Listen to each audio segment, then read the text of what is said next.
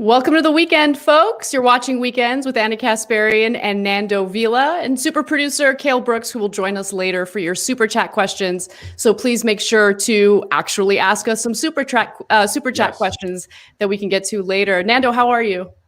I'm doing well. I'm feeling fresh. I got a fresh haircut after it was getting really long and unwieldy and very difficult to manage. So now I'm feeling fresh. I'm feeling good. I'm feeling light, limber, ready to take on the weekend. And ready to take on the news with you. Oh, I love it. I love it. Speaking of haircuts, this pandemic has made me an expert at giving men fades. So if you see my husband with a slick fade, I did it. Well, yeah, bro. Like he's like from Miami, like me, and like you gotta have a sick fade. You gotta have it like tight. You know, like it has to be like it has to go like in the same direction. You know, you can't have like no layers. Yeah, totally. That's how Miami people talk. I've done it so well, and I still like have to prove myself to him because as I'm doing it, like he's trying to give me instructions. I'm like, wait, are you the expert or am I the expert? Because I've actually done this several times. But yeah, one time I did mess up though by lining up the back of his head by cutting or shaving too far into his hairline. So it was as it was growing out, it was a disaster. So I will give him that criticism, but that was early on in the pandemic. Since then, I've gotten very, very, very good at it. But anyway, so some bad news this morning. I thought we would just quickly talk about it in our banter for the show open. Mr. King has, why am I forgetting his first name right now? Jesus. Larry King. Larry King. Wow. Okay. Larry King. Yes. I'm like, wait, what was his first name? Larry King has passed away. And yeah, I mean, it was reported a few weeks ago that he had contracted COVID and he was getting treatment in an ICU. But then it looked like things had improved and he had left the ICU. And then it was reported today that he had passed away. So, he was the king of interviews and he would go in blind. He admitted that. He loved to go into interviews completely blind. And somehow that worked out for him. Well, I actually I think that interview tactic is better than over preparing. I'd rather under prepare than over prepare. I think sometimes people go into an interview over prepared and they want to cram a lot of stuff into a question. And really that's not the toughest questions aren't those. The toughest questions are simple, kind of very broad questions that really trip up an interview subject. I mean, that was like, Bourdain, right? Like his thing is always like his go-to question is like, what makes you happy? Like, and think about it, trying to answer that rather than like, in 2012, you said in a congressional hearing that blah, blah, blah, blah, blah, blah, blah, blah. Like, and then they're just going to pivot. So I kind of like the just going blind and just shoot the shit with someone. Yeah. I love that you mentioned Anthony Bourdain's method. I think we should do that with every guest we have. Yeah. That should be the opening question. What makes you happy? And then just go from there. Yeah. And I agree with you. I don't like over preparing. I over prepare by reading as much as possible and having an idea of where I want the conversation to go. And the reading, it gives you necessary context so you know how to maybe challenge the guest if they're saying something misleading or whatever it is. But I do think that when you over prepare, what ends up happening is you don't have like this healthy and organic flow to the conversation. You're more like determined to get to the questions that you have prepared. I think TV producers do that all the time. Like they just have pre-prepared questions. And I remember doing a TV show once where the producer's in my ear and I want to ask a follow-up question. Right. And they're like, no, get to this question. Yeah. It's because they prepared the question. So you have to get to it. That's Larry King always talked about, like, he's like, I want to hear from what they have to say. Like, I don't want to be the star of the interview or whatever, like, I think that CNN people, they want to make themselves the star, right? Like Don Lemon or like, you know, Jake Tapper. They want to show off constantly how prepared they are, how smart they are, how, you know, tough they are. And they want to make themselves the star. And Larry King was always just like, hey, what's up? What are you up to? Like, what are you doing? Yeah. What's good with your life? You know? And then Definitely. Ironically, that made him kind of an icon at the same time. Yeah, he was incredibly good at what he did. And, you know, this pandemic has been so disastrous for so many legends that I grew up with, so many icons that I grew up with. And, you know, when these things happen, I can't help but think about how I'm not like, I don't know how to phrase this appropriately, but you see like your youth slipping away, right? Like your childhood and the parts of your childhood that made you who you are. Like you see that kind of stuff slipping away, and it's weird. I don't know if I'm articulating it correctly. Like Larry King, I know what you mean. Like Larry King was like just kind of like a omnipresent figure in the 90s when we grew up, right? And it was just like he was and now he's dead and now he's gone. And so that means that time has passed, and that means that we're getting older. And you know, also there's just like, I don't know, I'm not saying he was like some like radical socialist or something, but he was like a likable dude. And he seemed like a genuinely good guy. And the fact that he was just kind of this omnipresent figure in a certain era just does feel like we're losing something. And I don't know, like I know what you mean, that it's just like we're getting older and we're losing some of the people that were just part of our zeitgeist. I mean, Hank Aaron also died this week. Think about that. I mean, that he was just kind of couldn't be more iconic in the sports world. So yeah, it's sad. It feels like getting older and time passing, and you know, death is ever closer. I know. It's it definitely forces you to come to terms with your own mortality, and that's like a transitional phase that I think a lot of people go through in like their late 20s, early 30s. So what a time to be alive. But anyway, so we have a fantastic show ahead for you guys, by the way. We have a pre-taped interview with Richard Wolff. But after the interview, we're going to stick around so we can do our SALT segment. And the Jacobin cover, the cover art for the latest edition, is getting a lot of attention from people who don't understand satire, including Tim Pool. So we'll talk about that in greater detail. And Nando is going to fill you guys in on the Hunts Point strike, workers' strike. I'm really looking forward to that segment. And I'll do my decode today a little bit on an issue that's been, top of mind for a lot of people, the security state, the surveillance state, and what's been cooking behind the scenes when we haven't really been paying attention. And before I get to that, do we have anything that we need to promote or plug, Nando, or should we just get right to the show? Well, we have some books to promote. We have a book publisher to promote. That book publisher is Verso Books. You can join the Verso Book Club and get every new ebook that Verso publishes each month, as well as 1 to 4 books in the mail. All Verso Book Club members also get 50% off all books for as long as you are a subscriber. As a special introductory offer, each member tier is 50% off for your first 3 months. The reader tier is only $5 a month for ebooks only, and the comrade tier is $20 a month. And if you join in January, you'll get How to Blow Up a Pipeline, Learning to Fight in a World on Fire by Andreas Malm, The Care Crisis, What Caused It and How Can We End It by Emma Dowling, Capitalism and the Sea, The Maritime Factor in the Making of the Modern World by Leon Campling and Alejandro Colas, and Lessons on Rousseau by Louis Althusser. I still don't know how to pronounce that. Kale knows how to pronounce it, producer Kale, and he says that he'll never tell me how you properly pronounce it. That makes me a bad lefty. I don't believe you. Know how to pronounce I don't believe you. Kale would never say that. Kale would go out of his way to. Kale, come on the show. Come on the show. He said that. Kale, come on the show. Yeah, Kale. Get out of here. Get out of here. You did say that. He's always helpful. He's always helpful to me. No, he told me that. He's like, I'm never gonna tell you how you actually pronounce it. So turns out I'm Kale's favorite. Not a big deal. That's what I'm getting from this conversation. Yes. All right. Clearly. Well, let's get to something that you and I touched on 2 weeks ago, which is some concerns about civil liberties and how they could be violated by an incoming Biden presidency. Now that he is president, it's pretty clear that he is in fact planning on doing something about domestic terrorism and domestic extremism, and that could mean some losses for regular people like us. So let's discuss. President Joe Biden, like many in the country, is concerned about violent extremists, right-wing gangs, militias, the type of people who decided to storm the Capitol and engage in riots when Congress was supposed to be certifying electoral votes for Joe Biden.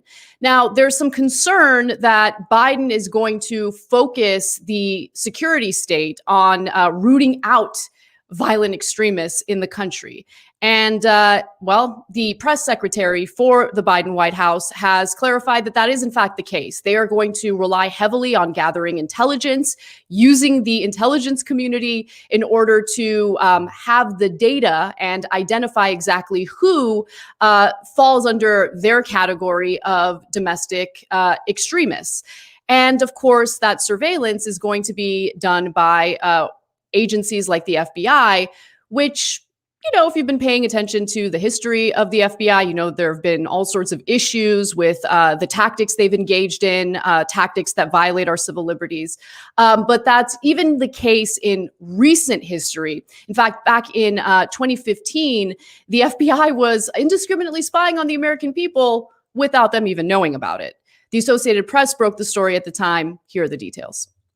The Associated Press has learned that the FBI has been using scores of low-flying airplanes with high-tech imaging devices, all registered to fictitious companies. People for years, if going back more than a decade, have been concerned when they see these low-flying airplanes circling above their house, so much so that some people even call 911 and ask the police, who is this person circling above? The AP traced at least 50 aircraft back to the FBI, including this single-engine Cessna spotted at a regional airport in Northern Virginia. The key thing on that aircraft is that if you look on the left-hand side, there's like a white basketball-looking object. And what that is a camera. So when the plane makes 90-degree, or rather left-hand turns going around a certain area, the camera is off to the side recording as the aircraft is sweeping over a certain maybe 2-mile radius.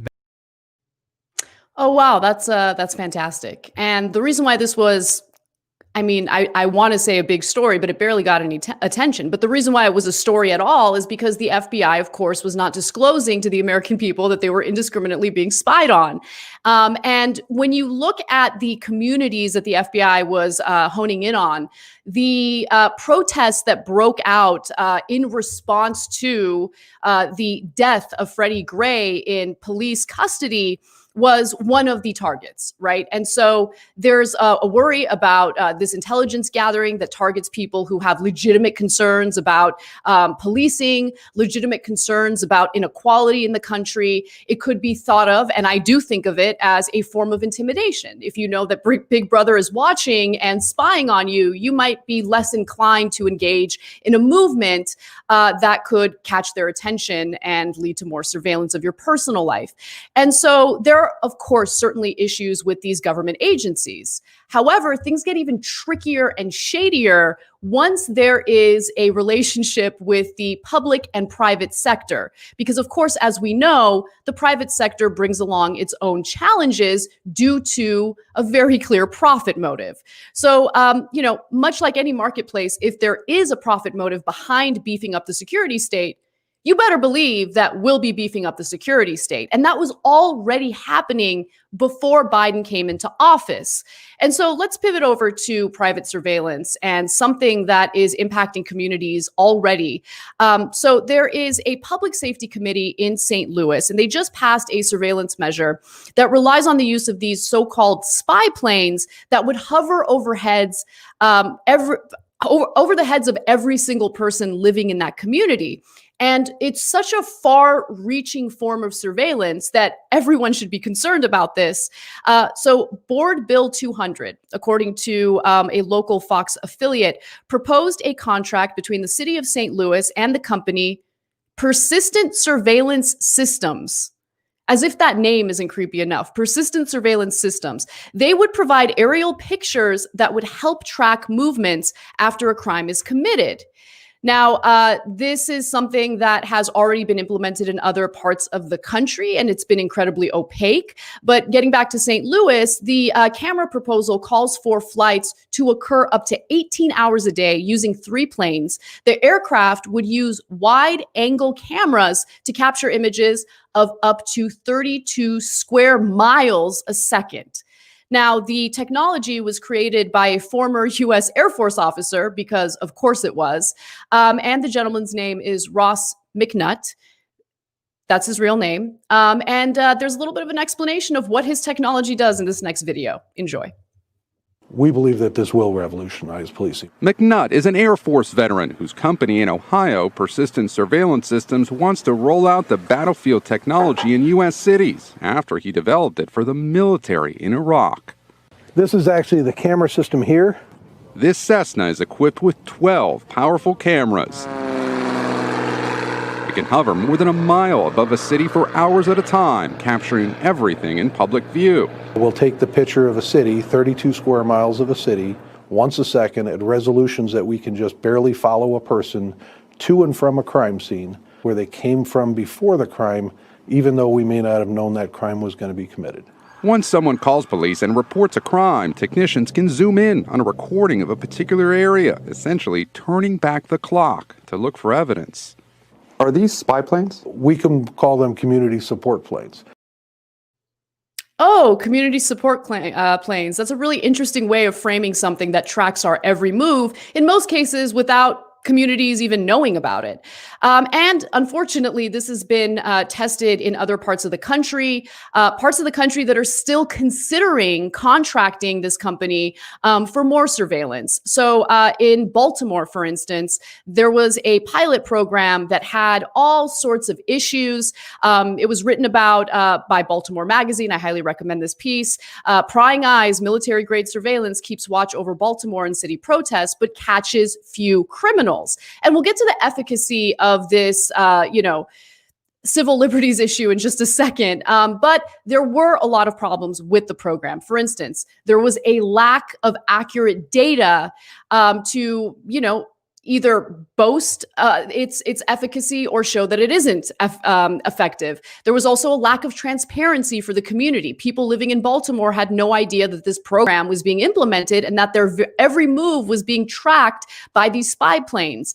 Also, there were concerns about data leaks from this private company, Persistent Surveillance. And what exactly is the surveillance focusing on? Is it actually focusing on crime, or is it also surveilling people who engage in public protests? Now, after more than 700 hours aloft over the city, just one arrest has been made with aid from the program's imagery data, according to the Baltimore Police Department. Meanwhile, major Black Lives Matter protests have been among public street activities widely captured and recorded. And just how effective are these spy planes? Let's watch. This is one of our aircraft. It's the one we're using here in Baltimore. This is our camera system. It's 192 million pixels, which makes it about equivalent to 800 video cameras at once. And everything is fed down to the ground live through our data links here.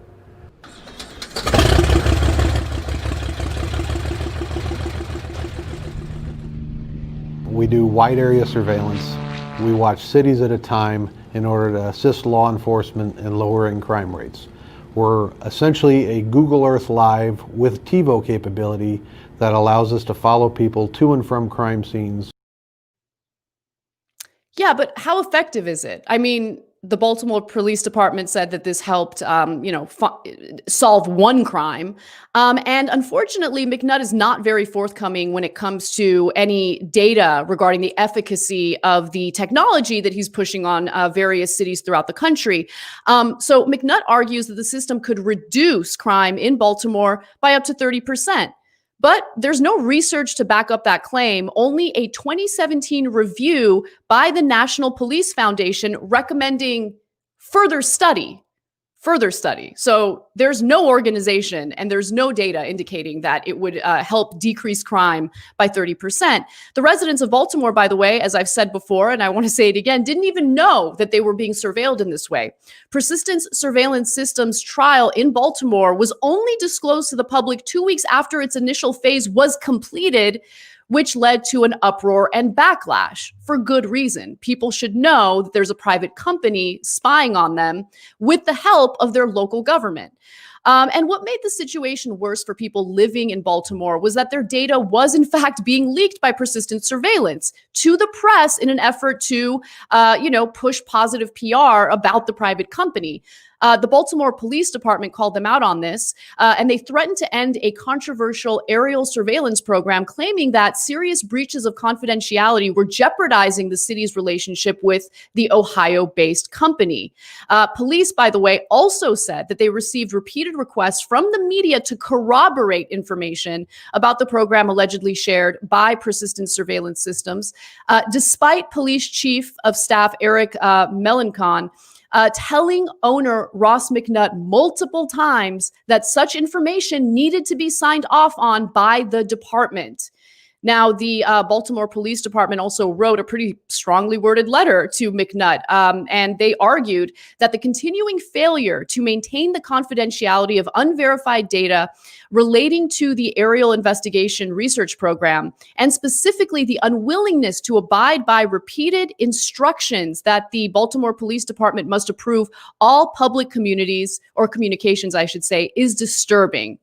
And of course, the ACLU has weighed in on this and has been fighting the implementation of these spy planes throughout the country. They did release a statement saying, unlike lawful forms of aerial surveillance, the warrantless air program subjects plaintiffs and virtually all of Baltimore's 600,000 residents to long-term, wide area, and indiscriminate surveillance that will capture the whole of an individual's movements and thereby reveal their privacies of life. This surveillance is inescapable. And revelation of private information to the air program is involuntary. Short of never leaving home, when the planes are in the air, there's no way to avoid defendants' surveillance system. And what's also concerning is just how often this very technology has been implemented in our country. How many cities have already engaged with this type of program? There's more details on that in the next video. We've started off in Philadelphia at one point. We did operations here in Baltimore previously. We've done operations in Indianapolis, Compton, Nogales, Torreon, Charlotte, and now we're back here in Baltimore, and we hope to be here forever. Now, of course he hopes to be there forever. I mean, we're talking about a man who's pushing a technology that he could make a lot of money from. And there are some cities that decided to give McNutt the middle finger, including Los Angeles, where I live. In 2012, the Los Angeles County Sheriff's Department, which by the way has its own issues, and McNutt's planes tried wide area surveillance over Compton, California without notifying residents or elected leaders. In 2014, he pitched Dayton the idea, but ran into stiff civil liberties opposition from the community. Now, I have all sorts of issues with Los Angeles, especially since they engaged previously, but there has been enough of a backlash that luckily, it seems unlikely that McNutt's technology will be implemented again in the city. But what's important is that people are informed about this program. So they're not left in the dark about this public-private partnership to essentially encroach on their civil liberties. But more often than not, by the way, McNutt uses this argument of cost saving in order to persuade community leaders and local politicians to do these pilot programs, to do test trials of these spy planes. And here's an example of him making that case in a fairly recent interview. For a year of surveillance, Ross charges about $2 million. But that's less than the cost of flying a police helicopter. Baltimore will have 3 planes flying over different parts of the city during daylight hours. McNutt argues his system is cheaper and more effective than a police helicopter, and that the visual evidence can be used in court. So it's possible in some cases this might help exonerate people. Absolutely. For now, private donors are financing this experiment. If it's successful, more communities could soon find themselves under a watchful eye. Oh, we'll get to those private donors in just a second. But McNutt's argument makes me think of private prisons, because it's the same argument that they make when they convince various municipalities to move away from publicly funded and publicly controlled prisons to focus more on privately run prisons, which, by the way, are also publicly funded. And private prisons have all sorts of issues, including being incredibly abusive, and they engage in human rights abuses against inmates. And so this argument of, oh, we're going to save you a lot of money is ridiculous, especially when you consider the fact that beefing up the surveillance state doesn't actually address the root causes of violence and violent crime in cities across the country. In fact, during the 1990s, when Joe Biden had pitched his disastrous crime bill, Bernie Sanders, who was in the House of Representatives at the time, got on the House floor and he gave an incredibly strong speech arguing why the crime bill, essentially criminalizing people, was the wrong way to address violent crime in America. Here's a little taste of what he had to say. A society which neglects, which oppresses, and which disdains a very significant part of its population, which leaves them hungry, impoverished, unemployed, uneducated, and utterly without hope, will, through cause and effect, create a population which is bitter, which is angry, which is violent, and a society which is crime-ridden. And that is the case in America, and it is the case in other countries throughout the world. And Bernie is absolutely right about that. He was right back in the 1990s. He makes similar arguments today. And there is a lot of data showing the correlation between poverty and high crime rates. So for instance, there was a fairly recent study done by 24/7 Wall Street, and they found that the cities with the highest violent crime rates tend to share other socioeconomic characteristics, notably a lack of economic opportunity. In the vast majority of cities on this list, and they did provide a pretty extensive list, poverty and unemployment rates are higher than they are nationwide. Often these cities, by the way, and I'm sure you guys are familiar with this, often these cities are former manufacturing hubs clustered in the industrial Midwest. Cities in Indiana, Michigan, and Ohio have all been affected by the decline of American manufacturing and now have some of the highest crime rates in the country. And I'll give you one specific example. This study, by the way, was done a few years ago, so clearly it was before the pandemic. But I am very curious to see how poverty linked to this pandemic has further exacerbated these statistics. But nonetheless, let me give you the example of Dayton, Ohio. There were about 922 violent crimes for every 100,000 people in Dayton, Ohio in 2018, well more than double the national violent crime rate of 369 per 100,000 people. Crime is often higher in areas with limited economic opportunity. In Dayton, 32.7% of the population lives below the poverty line, more than double the national poverty rate of 14.6%. But as we've seen over and over again, rather than address why crime happens in the first place, we engage in this vicious cycle of turning to private industry to try to solve the symptoms of a virus that's been impacting this country for decades now. And local politicians, much like Joe Biden, just want to beef up the security state. And that is not going to help us. If anything, it's going to violate whatever rights we have left pertaining to our, civil liberties and our privacy. So the pilot program, by the way, in St. Louis is not going to cost $2 million. It's going to cost a lot more than that. So some of the figures that you hear McNutt share with the public are inaccurate anyway. The pilot program in St. Louis would be a 3-year trial that would cost an estimated $7.5 to $10 million. But the test run will not be publicly funded. It will be funded by private donors who are shady as hell. Private donors who honestly see this as more of an investment to make more money in the future. So it will be funded by Arnold Ventures. They refer to themselves as like a philanthropic organization, but they're not. This is an LLC. If they wanted to be a philanthropic nonprofit organization, they could file in a different way, of course, but they didn't choose to do that. Now, who are Laura and John Arnold? Well, they have a net worth of an estimated $3.3 billion, mostly earned in John Arnold's career running a hedge fund. Fantastic. And by the way, the Arnolds have bankrolled causes across the political spectrum, from conservative-leaning efforts to expand school choice, meaning private schools and charter schools, and overhaul public pensions, to liberal-oriented initiatives like taxing soft drinks and carbon emissions. And when they funded the pilot program in Baltimore, they, again, did not do it through a philanthropic foundation. They instead did this through an LLC. And what an LLC also helps them do is, make the transition less transparent. It's a lot more opaque to the public, and that is an issue in and of itself. And so the vicious cycle continues. Hedge fund manager and the entire financial system lobby to maintain a system of inequality, the system that we currently have, a system that drives a lot of crimes of desperation in big cities throughout the country.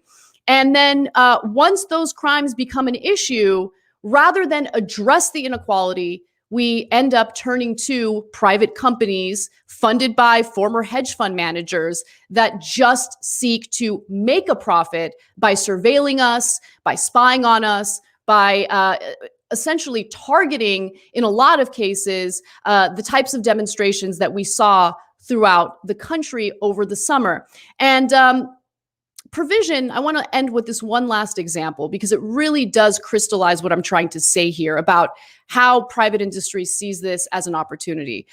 Provision, which is a company that makes nearly weightless cameras that you're supposed to put on surveillance drones, is pretty transparent about how they see this as a lucrative opportunity. In fact, Prevision's chief executive, Steve Siddharth, says one of his company's goals is to blanket entire cities with small drones, specifically surveillance drones, because that's what he's in the business of. So I am worried about what is to come from Joe Biden's administration regarding the surveillance state. But my point here is we've had a problem with this for a long time, so much so that it's been happening without the public even being aware about it. So we need to discuss real solutions to crime that we're experiencing in the country. We need to stop turning to private companies to, mitigate some of the symptoms of inequality in the country. And we need to hold local politicians and local communities accountable when they get lured into these ridiculous pilot programs that only further demonize their own citizens. Well, thank you for terrifying me. I was not aware of this spy plane story until you brought it up in the Decode chat earlier this week, and it is absolutely terrifying. I mean, okay, so here's an example of something. Twitter and Facebook banned Trump, and liberals were like, "Yes, finally," And some people on the left, like myself, were like, "Be careful with this kind of thing." Today, the Socialist Workers' Party in the UK was banned from Facebook. La Marea, which is a Spanish organization that monitors human rights abuses to migrants in Europe, was kicked off of YouTube. This very show, the Noam Chomsky interview we did, which was our most watched video, was kind of deplatformed by YouTube. Bhaskar got a notification for that. It was demonetized, right? Demonetized, whatever. I don't know the terms, but yeah, you know what I mean. And it was affected in some way by the censors in our oligarchy. This is just the kind of thing that happens when you give the powers to do this kind of thing to unaccountable private tyrannies, right? I mean, that's just the reality of it, and that's how it starts usually, is like they do it to someone we don't like, and then it's like, oh, that feels good, I don't like those people, like, fuck them, and then but then all of a sudden what happens is it boomerangs back to the people we do like. like in this is like in the wake of like the Capitol Hill protests or whatever, like where there was like all this reporting about the FBI knowing about it or whatever, and it's like, you know, talking about like their, you know, how white supremacy was a domestic terror threat and all that stuff.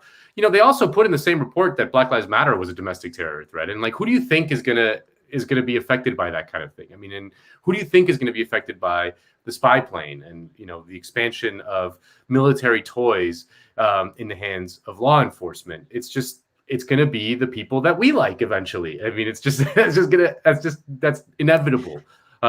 Yeah. Which is why, and it's been, it's been affecting the people we like for a long time. And, you know, I think I don't think this is the end all of solving the issue of, you know, the giant tech companies. But I do think that a good first step is the effort to basically sue platforms like Facebook for their, you know, and for antitrust violations. Because you're right. I mean, look, I think I still agree with deplatforming Trump, at least temporarily, right? Like, I think after, you know, Biden was inaugurated and, you know, the violence died down, you know, you can have a discussion about allowing him back on, whatever. But after what happened in the Capitol, you know, there was legitimate concern that he was going to keep egging these guys on and people didn't want to deal with more violence. But I hear what you're saying. It is terrifying that you don't really have many options when it comes to social media because of, you know, these monopolies. And if you're on the left and you're using these platforms effectively to mobilize people, and it's a part of your strategy, that could be absolutely devastating. But yeah, I mean, it's the thing that I found really fascinating, though, is it's been happening to the left for a long time. And it barely gets any attention. I don't know why it is that every time a right winger gets demonetized on YouTube, everyone, whether it's the left or the right, like they lose it together collectively. If, you know, a show on the left gets censored, barely anyone notices, barely anyone cares. And that's been incredibly frustrating. Well, that's a story as old as time, right? People who threaten capital are, you know, marginalized. People who do not are, you know, sort of played up, and that's just a reality. Like that the state, and which is an arm of capital under our system, is going to attack those who threaten capital much more than those who don't. I mean, that's just always going to be. I mean, there's always going to be people here and there. Like there's collateral damage, so to speak, or useful idiots, so to speak. You know, like that they kind of pick and choose on the right to make an example of or something. But the real focus, the real threat, the real effect is going to be on people on the left. That's just a tale as old as time. Whether it's local police departments or the FBI, or I mean, this last week was Martin Luther King Day, and just look at how the FBI treated Martin Luther King. Martin Luther King, you know what I mean? Like it's just it's a tale as old as time. So I think that like we just have to know that going forward that this is going to happen if we empower the security state. I mean, and it's going to happen more and more as things get worse. You know, the Daniel Bessner always talks about how, you know, the effect of a crumbling empire is that it takes the sort of tactics that it uses in the outer fringes of the empire and then brings them home. You know, the kind of repression that happens, you know, drone surveillance and all that stuff that happens all over the world is going to end up just coming here. You know, we're going to have little buzzy drones outside my window over here, checking on whatever I'm doing here, reading my little decode segment as I'm writing it to make sure that I'm not saying anything too dangerous or something, you know? So, yeah, I mean, it's just, that's the reality. I mean, that's why it's so dangerous to cheer on and empower these security apparatuses when they target people we don't like. That's been the consistent argument for things like the ACLU defending the free speech rights of Nazis, which is a, you know, very controversial thing they've been doing for decades. And, you know, it obviously makes people very uncomfortable, and I can see why. But what they make the argument is that the principle is the important thing to defend, because they're not, who gives, you know, they're not like, they're unimportant. They're not really like a threat to anything right now. what is a threat is the violation of the principle, because that will rebound on the people that we do like. So like, yeah. I slightly disagree with you. I'm not a fan of censorship. I think that there are extreme cases where it makes sense. So I totally agreed with deplatforming Alex Jones, considering the fact that he was targeting a family who lost a son in the Sandy Hook shooting, and they had to move 7 times. Like, inciting violence isn't protected under the Constitution. I don't like the argument of, oh, it's a private company, so they don't even have to abide by the First Amendment. But what I do think is important, right, aside from the whole antitrust effort that's taking place right now, is this is a form of communication that should be thought of as a public utility. And once it's once it's considered a public utility, then the constitutional protections do apply to it. And as we know, there are limitations to the First Amendment. So, and the limitations are very specific. Inciting violence does not get any type of constitutional protection under the First Amendment. And so I just think that the decisions that would be made under a public utility would be much better. And more importantly, there isn't a profit motive behind it. Because look, the Chomsky video that we did, and this is not an excuse for what happened. I just want people to understand why it happened. The reason why the Chomsky video was demonetized is because advertisers don't want to be on that kind of content, because that's the kind of content that challenges capital, right? And so if you're dealing with a public utility, then you don't get deplatformed or demonetized or whatever. I mean, I don't think it would even be monetized, but you get what I'm saying? Like you think that Twitter banned all of those QAnon folks because they're actually concerned about what those folks are going to do to this country? No, they don't care about that. They allowed that stuff to run rampant the entire time until the riots took place. Facebook did the same thing. Once they realize that advertisers are going to run away and their whole business model is going to collapse or potentially collapse, that's when they purge all the people who pose a threat to their profit motive.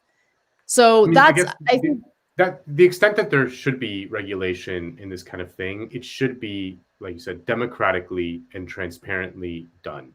And I agree that there are instances potentially in which you could make an argument for certain regulations on type of media or the type of things that people say or whatever, like yelling, like yelling fire in a theater when there's no, things like that. Yeah. But those are decided democratically through a democratic process and applied transparently through some standards that we have all kind of come together and decided upon.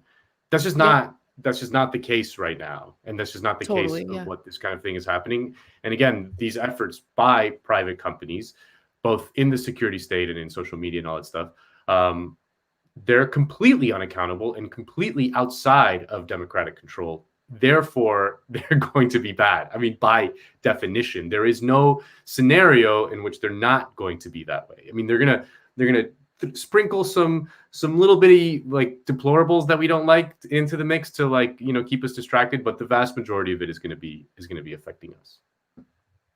So, anyway. All right. Well, I'm ready to hear about some workers getting some stuff done. Yes. You know how politics feels pretty hopeless lately. There was that really saccharine and grim inauguration this week, and it just, I don't know, it kind of depressed me. Well, we have the prescription for that, and it's not more cowbell. It's the strike. Striking, as scary as it can be, delivers the goods. That's been proven time and time again throughout the history of capitalism. The only thing that will achieve real progress is collective actions that threaten the one thing that makes the system go, and that is profit. And the best way to threaten profit is to withhold labor by striking. Because you see, if one worker alone refuses to work, it's easy for the boss to fire them. But if all the workers collectively refuse to work at the same time, well, then it's much more difficult for the boss to fire them all at the same time, hire an entire new staff, teach them how to work and how all things work. The delays would be untenable, so the company is forced to negotiate to end the strike. And this week saw a remarkable strike. night. Every member of the union Teamsters Local 202 at the Hunts Point Terminal Produce Market now on strike after the market denied their request for a raise of $1 more an hour. The market's counteroffer was an increase of 32 cents an hour. It's not good enough just to clap for them and say they're essential. When they ask for a decent raise, a fair number, they should be told, yes, you can have that and thank you. I just love that, you know? You should be told, yes, you can have that, and thank you. So the International Brotherhood of Teamsters went on strike. You know the Teamsters. They're probably the most famous union in America. They represent 1.3 million workers, and they're primarily known for representing workers in logistics and transportation sectors, although not exclusively. And if you don't know the Teamsters, go watch The Irishman and learn something. So last Sunday, 1,400 Teamsters went on strike for better pay, and you must think to yourself, 1,400 workers. I mean, that doesn't sound like that many people. I mean, I've played high school soccer matches in front of 1,400 people, and trust me, I wasn't that good. But not so fast. 1,400 workers actually have a ton of power, like way more than you realize. You see, those 1,400 workers are essential for the largest wholesale food market in the world. The Hunts Point Terminal Market is the largest wholesale produce market in the world, delivering fruits and vegetables to grocery stores and restaurants. It provides to 22 million people in 49 states. The union says without these workers to sort and deliver the products, the tri-state area's food supply will be greatly impacted. So yeah, 1,400 workers are needed to send food to 22 million people over 49 states. I mean, think about the amount of businesses that need that to survive. It provides over 60% of the produce in New York City alone, which is a city of 8 million people. So think about the power that they have and how now they are exercising it. We've gone through a lot, to, take care of our community, to make sure that we have food on the table for them. Of course, soon after they called the strike, the police responded by arresting several of the strikers. Monday night, tensions boiled over as several members were arrested after temporarily blocking trucks from entering the market. Ordered to leave the roadway and utilize the available sidewalk. But according to Jacobin's Alex Press, the arrests only strengthened the union's resolve. She writes, quote, "If striking in freezing temperatures is always a challenge, in recent days the atmosphere has grown festive despite a heavy police presence. Video from the action shows a backdrop of Bad Bunny and fireworks, with strikers drinking hot chocolate and warming themselves near a fire. After several strikers were arrested late Monday night, supporters rallied. Other union members from nurses and teachers to Verizon workers have traveled to the market's entrance at 772 Edgewater Road to reinforce the line. Organizations such as Democratic Socialists of America have done likewise, organizing food and coffee distribution and collecting donations." And some of the videos did show a pretty festive atmosphere.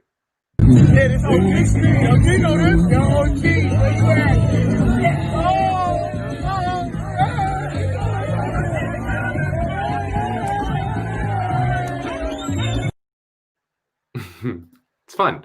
And in a show of solidarity, when a shipment of merchandise showed up at the Hunts Point market, the striking workers went up to the freight conductor and told them that they were in fact in the middle of a strike and, well, let them explain what happened. So, as of 7:35 p.m. tonight, CSX trying to deliver 21 freight cars of merchandise into the Hunts Point market. Our guys, our captains, our union guys came there, asked them to support our union. The locomotive engineer came out, saw them, said, "We're Teamsters too." Turned the freight car right back around, headed back to Ohio. Another victory, another day longer, another day stronger. We're going to get this contract come hell or high water. Thank you. And while every single national politician in the country was at the Joe Biden inauguration in D.C., Representative Alexandria Ocasio-Cortez was not. To her immense credit, AOC skipped the inauguration and joined the Teamsters on the picket line. There, she spoke about the episode with the freight conductor and the meaning of solidarity. And our brothers and sisters loading those trucks are feeding, and 60% of all the food coming through. And we're talking about these horns honking because the other night, that truck came in and they stood up and talked to them and they said, "Listen, man, this is what's going on." And he said, "You know what? I'm a Teamster too. I'm turning around going back to Ohio."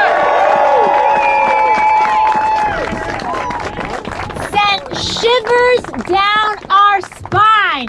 Shivers of solidarity down our spine over here, and I'm sure we scared those folks down over there.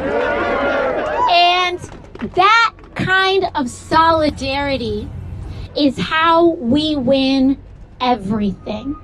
It's how we win our wages. It's how we win our rights. It's how we win a better country, and it's how we win our future. And I think it's so important that we remember that.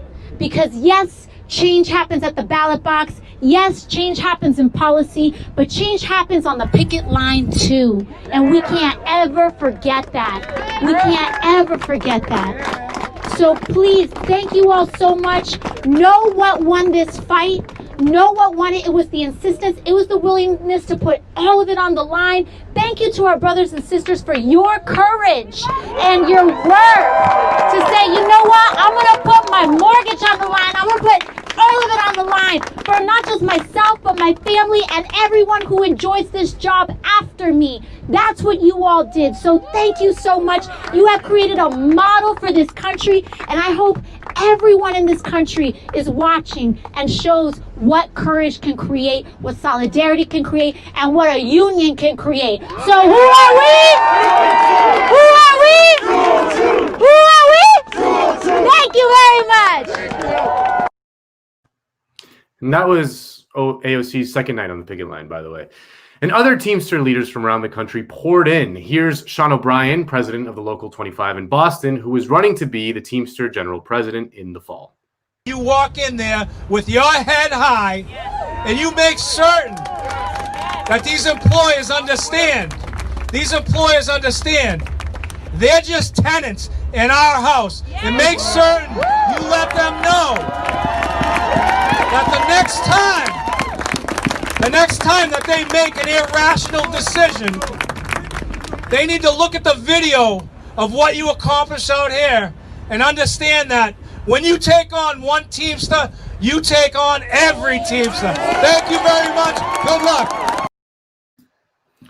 Now, this is the first strike in 35 years at Hunts Point Market. And Jane McAlevey, who you know from this show and others, always talks about how workers learn to strike by watching other workers strike and win. And you're already seeing that this week, because it wasn't just the Teamsters in New York that went on strike. A very different group of workers in New York also led a work stoppage. On Thursday, the staff at the New Yorker magazine led a 24-hour work stoppage, the timing of which was crucial because it meant the New Yorker's website did not get any new content on the day after Biden's inauguration. And Jacobin's Alex Press talked to Hannah Eisenman, the New Yorker Union's secretary-treasurer, and asked her about what the Teamsters' action meant to them.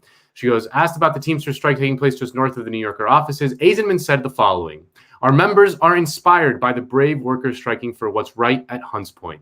Though we may do different kinds of work, labor struggles across industries are obviously connected. We are all fighting for humane, dignified conditions, and it's galvanizing to see union members taking such powerful action to raise the standards of another New York institution.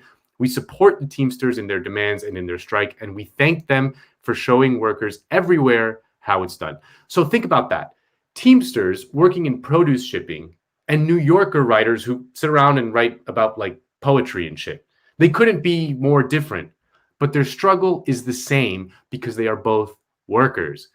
And that's a beautiful thing. We need more of that. We need to see that the real fights are not amongst ourselves. The real fights are with the bosses, the people who own everything in this society. And as Biden takes power, and he nominally supports labor, while the Republicans are openly hostile to that, we need to keep the pressure on. The more labor action there is, the more real change you will see. I mean, it's like that scene in Sorry to Bother You. Yeah, you can call your congressman, like the liberals tell you to do every time there's some issue and if you want change. But at the end of the day, that doesn't affect that much. If you really want change, you need powerful and militant unions. And it wasn't until the main character joined the union fight at his workplace that he was able to effect change. And as Alex Press writes, quote, "Workers in the United States used to strike in the millions. Around 10% of the workforce withheld their labor in 1946. I mean, think about that. But strike activity has drastically diminished in recent decades. 2020 saw only around 10 major work stoppages with major being defined as involving 1,000 workers or more. 2019 saw around 25. The strike at Hunts Point Market marks 2021's first new major work stoppage. And even if you are not part of a union, there are always ways you can lend your support. DSA, for example, led an organizing effort to send members to the picket line, bring food to the strikers, and raised money for a strike fund. And so, the workers at Hunts Point Market, who are as essential as can be, delivering food to millions, asked for $1 an hour raise. The company said, no, you only get 30 cents. And so they went on strike. And they were there all week, struggling against the cold, the insecurity of not working, and of course, the cops. But I want to play the speech that Local 202 President Dan Kane delivered on the picket line, because I think it's worth listening in full. Now, this is pretty long, but I really think it's worth playing the entire thing. Tech didn't know that we would be getting friends from all over the country who've sort of bought into this movement that regular people matter. But it sort of makes sense because I think there's a lot of people who feel that they get pushed around a little bit and they do the day in, day out dirty work in this country, and they're told they're essential on one day, but on the next day they're forgotten.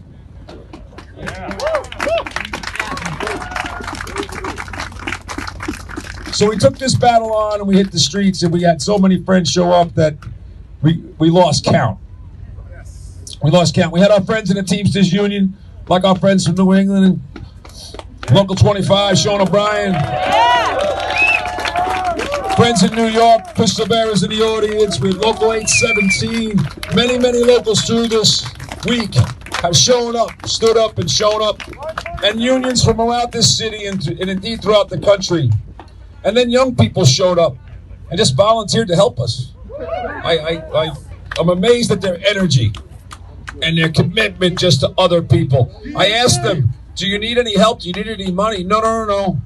We're okay. We want to help you. And I just was amazed at their effort and their consistency because they kept showing up. And I'm surprised the amount of food we've had here and people taking care.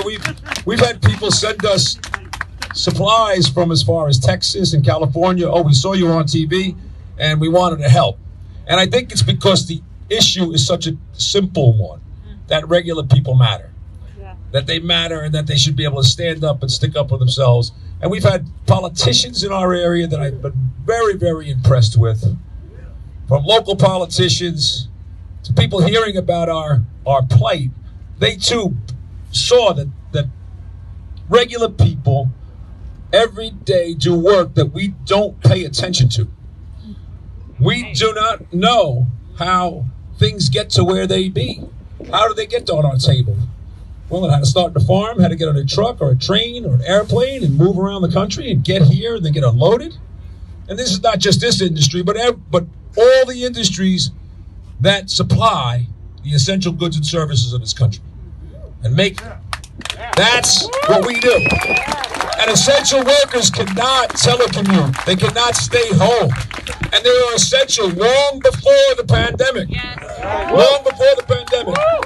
And we have had a country that sort of has not recognized them. I said that, well, does it matter the work that they do? And I think that people are tired of that. And our members are tired of it.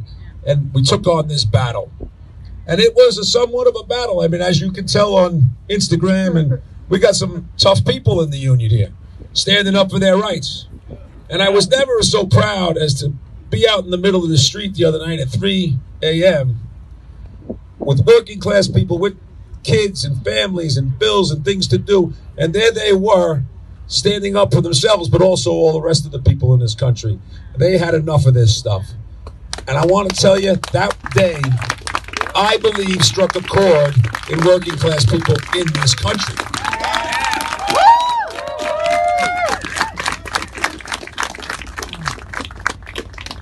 And we weren't at the bargaining table, and we didn't know whether we'd get a contract. And we've had a contract at the produce industry, the union, 80 years, 90 years, something like that. The union's 100 years old. And all the things that we fought for were on the line. Every benefit in that contract was on the line if we lost. If we couldn't hold this line, if we couldn't keep people engaged, if we couldn't keep this fight up, everything that we've earned over those years, from pensions to hospitalization to the work week to everything that we have come to know in our employment, would be on the line. And we did not know if we were going to prevail or we were going to get back to the bargaining table. But it was because of the pressure and the effort of our membership and the rest of the people that showed up, we got back to that bargaining table. And today, I'm proud that we have reached a tentative agreement to sign a new contract to protect all those things.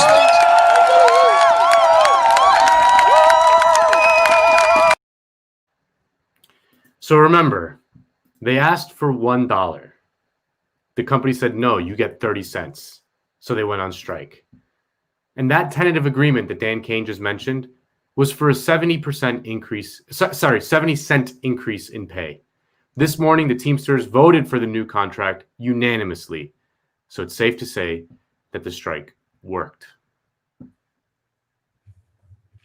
I really appreciated that last video. So I'll talk about, so I guess more substantive thoughts I have, but let me just talk about, I guess, emotional thoughts I have first, since that video had an impact on me. The world feels like such a cold, dark place, and the people in it feel cold and dark. I mean, especially considering like the insanely ego-driven, narcissistic industry that we work in. And it just, I guess it really does skew your perception of people sometimes. And so that video really like spoke to me because, I mean, people who have, have their own issues and have no resources and are dealing with an incredibly cruel government that keeps pushing neoliberal policies down our throats, even as it's making us poorer and sicker. They took time out of their day to show up and help, DSA members wanting to contribute in any way they can. Like, I guess like the humanity around it is so, so important. And getting to the more, substantive thing I wanted to bring up is that power is collective power. It's not based on one personality. It's not based on one leader. It's not based on one congresswoman or congressman. It's based on collective action. It's based on people understanding where they have power and how they can join forces with their colleagues, with their comrades, whatever word you want to use to describe them, in order to challenge people who consistently have power and, essentially decide what our livelihoods are going to be, what our quality of life is going to be. If one of them on their own decided to speak up and stand up to their employer, they're done. Especially if they're not unionized, they're done. They're done. Next, there's a long line of people waiting to take this job, right? But when you have that kind of collective action, it's just way more powerful. And again, the main word here is power. Power. Understand power and use it. And I love watching these success stories, and it feels like, it doesn't happen as often as we would like, right? But when it does happen, I think it's really important to celebrate it, because as Jane McAlevey says, like, winning is important. It's like taking a vitamin. It energizes you and encourages you to keep going. So I love this story so much, and I'm glad you did it. Yeah, we live in an age of extreme cynicism, and it's easy to understand why people feel that way. Politics has essentially done nothing for 40 years in this country, right? Since the neoliberal era, we've just been in a sort of downward slide that no matter who you vote for, no matter who's in power, just seems to be continuously going in the same direction. There's differences between your elected leaders and whatnot for important issues, but in the grand scheme of things, at the really big picture level, wages are going down, have been going down.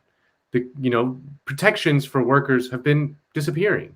The welfare state has been eroded. More of our public goods have been transferred to private hands. Again, more blame to one to the other, whatever, but the big picture remains the same, and the trajectory has been the same no matter who is in power. The big constant has been an attack on labor power, and that is why the trajectory is downward. And because politics hasn't delivered the goods, people are cynical. And then because people are cynical, they don't stand up and fight. And then politics gets worse. And so it becomes a vicious cycle. Winning is important. Like doing this kind of thing and then pointing to that as an example of what we need to be doing is important, because people need to feel like if they do something, they're going to win. I mean, this is and so much of our media class and propaganda tells us that in order to affect change, we need to do things that don't actually really affect change all that much. Right, like, for example, call your congressman or do a hashtag or the thing, you know, like maybe some, you know, they have some maybe small effect on the margins or whatever, but like without labor power, there is no progress. There's just period. It never has happened anywhere in the history of capitalism. Has there been any sort of progress without labor power at the forefront? Point to anything you want. The right to vote, the right to civil rights, right? Which the labor aspect of civil rights has been completely erased from the history. Yep. Completely erased from the popular imagination. It's just impossible to get anything done, anything, unless you strike at the heart of the system, which is profit. Profit is what makes the system go round. And if you don't threaten profit, they will ignore you. They will, you know, let out little safety valves here and there to ease the pressure, let you protest on the streets, you know, the Women's March, the George Floyd protest, all that stuff, you know, like, yeah, if you don't threaten profits, you're not getting anything. Nothing. And that's why I think it's like when you see something like this and you see the weight of propaganda behind demonizing something like this. I mean, we all laughed at that New York Times headline correction. I don't know, Kayla, if you have the graphic, but it's like, yeah. So the original New York Times headline was what's in red, right? Why market workers are on strike. They want $1 an hour raise. It was changed afterwards to strike at largest U.S. wholesale produce market, threaten supply chain. Oh my God, look, all of a sudden the workers are a threat, you know? Right, exactly. This is the liberal New York Times. So you have, this is where the work of understanding history, understanding ideology is very important, because it gives you the tools to see something like this and filter it and be like, no, this is bullshit. These workers are in the right. They should strike and they should get whatever, like Dan Kane said in that video. It's hilarious. It's like they should be told, yes, you can have it and thank you. You know, like, no, totally. No, I love that video so much. It was so good. No, and by the way, just more context with that headline, because right now the New York Times is making a very obvious and concerted effort to appear as objective as possible, right? In their minds, they think they're trying to appear objective by kowtowing to conservatives and Republicans. One example is an editor who edits their live section had tweeted something so benign about, like, on Inauguration Day in regard to Joe Biden landing in DC, she said something along the lines of, I have chills. That's it. They decided to end her contract because they think that it's too partisan to say that she has chills. And then at the same time, there was a press conference with Jen Psaki, the White House press secretary, where a New York Times reporter raised his hand and asked, why doesn't Biden have a Republican in his cabinet? But see, they do those things because they don't want to appear biased. But that headline change shows you the exact bias that they've had, that they've been having, and will continue to have moving forward. The anti-labor bias, the anti-worker bias, you're going to see that over and over again. And it's incredibly frustrating. Yeah. Yeah, I mean, the media and everything in our society these days is filtered through a partisan lens, which is really filtered through a culture war lens. And that is just so destructive to the kind of change that we would support at Jacobin, for example. That the obsession with culture war and partisan fighting it misses the actual fight, which is between capital and labor. Like the sort of central Marxian critique still holds true, that history is a class war and that the real fight is between capital and labor. And if we can reorient things into that fight rather than kind of obsessing over culture war bullshit, we'll have a chance, because we're not going to solve anything by fighting the culture war. I mean, climate change, like, are you crazy? You know, like there was a study that came out last year that the sort of the global 1% are responsible for more emissions, greenhouse emissions, than the bottom they're responsible for twice as many greenhouse emissions than the bottom 50% of the world, right? Not just more, twice as much, right? So you don't think we're going to solve climate change by fighting a class war? Like, that's the only way to solve it. I mean, that global 1%, they're the bosses, they're the capitalists, they're the people who own everything. The bottom 50% of the people who own nothing. And until we reorient the fights that we have in our society to that instead of that, we're not getting anywhere. I absolutely agree. I would just make one slight, I guess, point of clarification, and it's new. It's really nuanced, but you know, I agree with you on the culture wars, but also be incredibly skeptical of Steve Bannon types or Tucker Carlson types who use certain rhetoric to appeal to workers while providing the, in their minds, solution of nationalism as a response. Because remember, people like Steve Bannon, who likes to talk, was facing charges for literally stealing money from donors. He created like some fake, fundraising effort in order to build, the Kickstarter to like raise money for Trump's wall. And then he just pocketed the money, because that's who Steve Bannon is. He doesn't care about workers. He doesn't care about, protections to prevent people from getting ripped off. He loves to take advantage of that stuff, but he certainly does love the nationalist message. And what I really always appreciated about, and I know I bring him up a lot on the show, I can't help it, but the work that Michael Brooks did, was that he had an internationalist response, an internationalist solution to it, right? The workers in other countries, we're pitted against them right now under this system. And that's what people like Steve Bannon will take advantage of to persuade people that we need to pursue nationalistic politics. But no, those are our friends. Those are workers that we should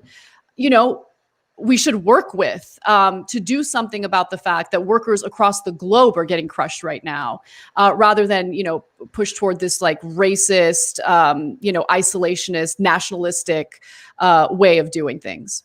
Well, but it shouldn't come out of the goodness of our hearts. Like, it's not essentially a moral argument or anything like that. It's a practical argument.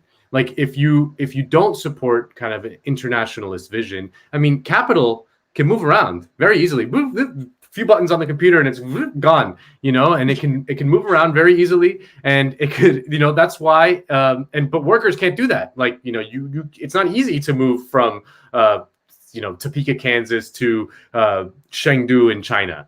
It's just not, where capital can just go like in less than a second, it's gone. So unless you support an internationalist vision, you're always going to get screwed. Like, these sort of nationalist appeals are never going to be enough. They're like a false promise. I mean, I did a whole segment on right populists on this show a few months ago. It's just it's a way to, it's like a trick. It's not real. It's not those are, I mean, Steve Bannon and Tucker Carlson are very rich people. Like, they're millionaires, both of them. You should not listen to millionaires almost ever on anything. Like, safe to blanket rule of thumb, good to ignore millionaires almost in every single you'll be better off doing that in general. So yeah, I mean, it's not, and this is where so many, like, the sort of liberal instinct is to appeal to guilt or morality. Like, look at those poor people or whatever. And it's like the sort of traditional left impulse is to appeal to people's self-interest, and that is the only way you're going to build some sort of meaningful coalition. Because if you don't like find solidarity with your fellow man and your fellow worker, not just in your country, but in the countries abroad, capital will go away, leave and go to another place. The wires, there's got wires and stuff that I don't even know how it works. If you click on the computer, I know how it works. I see it in my bank account every month. Yeah. Like, whoop, it's gone. But yeah, no, I totally agree. And that was a fantastic segment. So let's, I feel like this is a good time to kind of go to our interview because Richard Wolff did touch on many of the topics that you mentioned, Nando, not specifically on the Hunts Point protest, but strike, I should say, but on, strategy, of course, that's something that a lot of people turn to minds like Richard Wolff to get some answers to. And I really, really appreciated this interview. So again, just to warn you guys, it was pre-recorded. And I wish we could have spoken to him a lot longer. I know we both had a lot more questions to ask, but it's about 30 minutes long. I think it's super enjoyable. And once that's done, we're going to come back, do our SALT segment, and also take some of your super chat questions. So please feel free to ask us whatever questions you'd like. We will, of course, reject some questions if they're inappropriate, but I want to give you that warning as well. But nonetheless, let's now go to our interview with Richard Wolff. Again, stick around afterwards, and we'll see you then. Joining us now is Marxist economist Richard Wolff, who also hosts a show called Economic Update over at Democracy at Work, one of my husband's favorite shows. Professor Wolff, thank you so much for joining us today. My pleasure. Thank you for inviting me. Our pleasure. So I figured we can start off by talking about what I would argue is one of the most important policy proposals coming from the Democratic Party right now. And it has to do with economic relief tied to this disastrous coronavirus pandemic. And, Biden has already proposed something that, I've heard your previous comments about how you don't think goes far enough in providing economic relief, and we can talk about that in just a minute.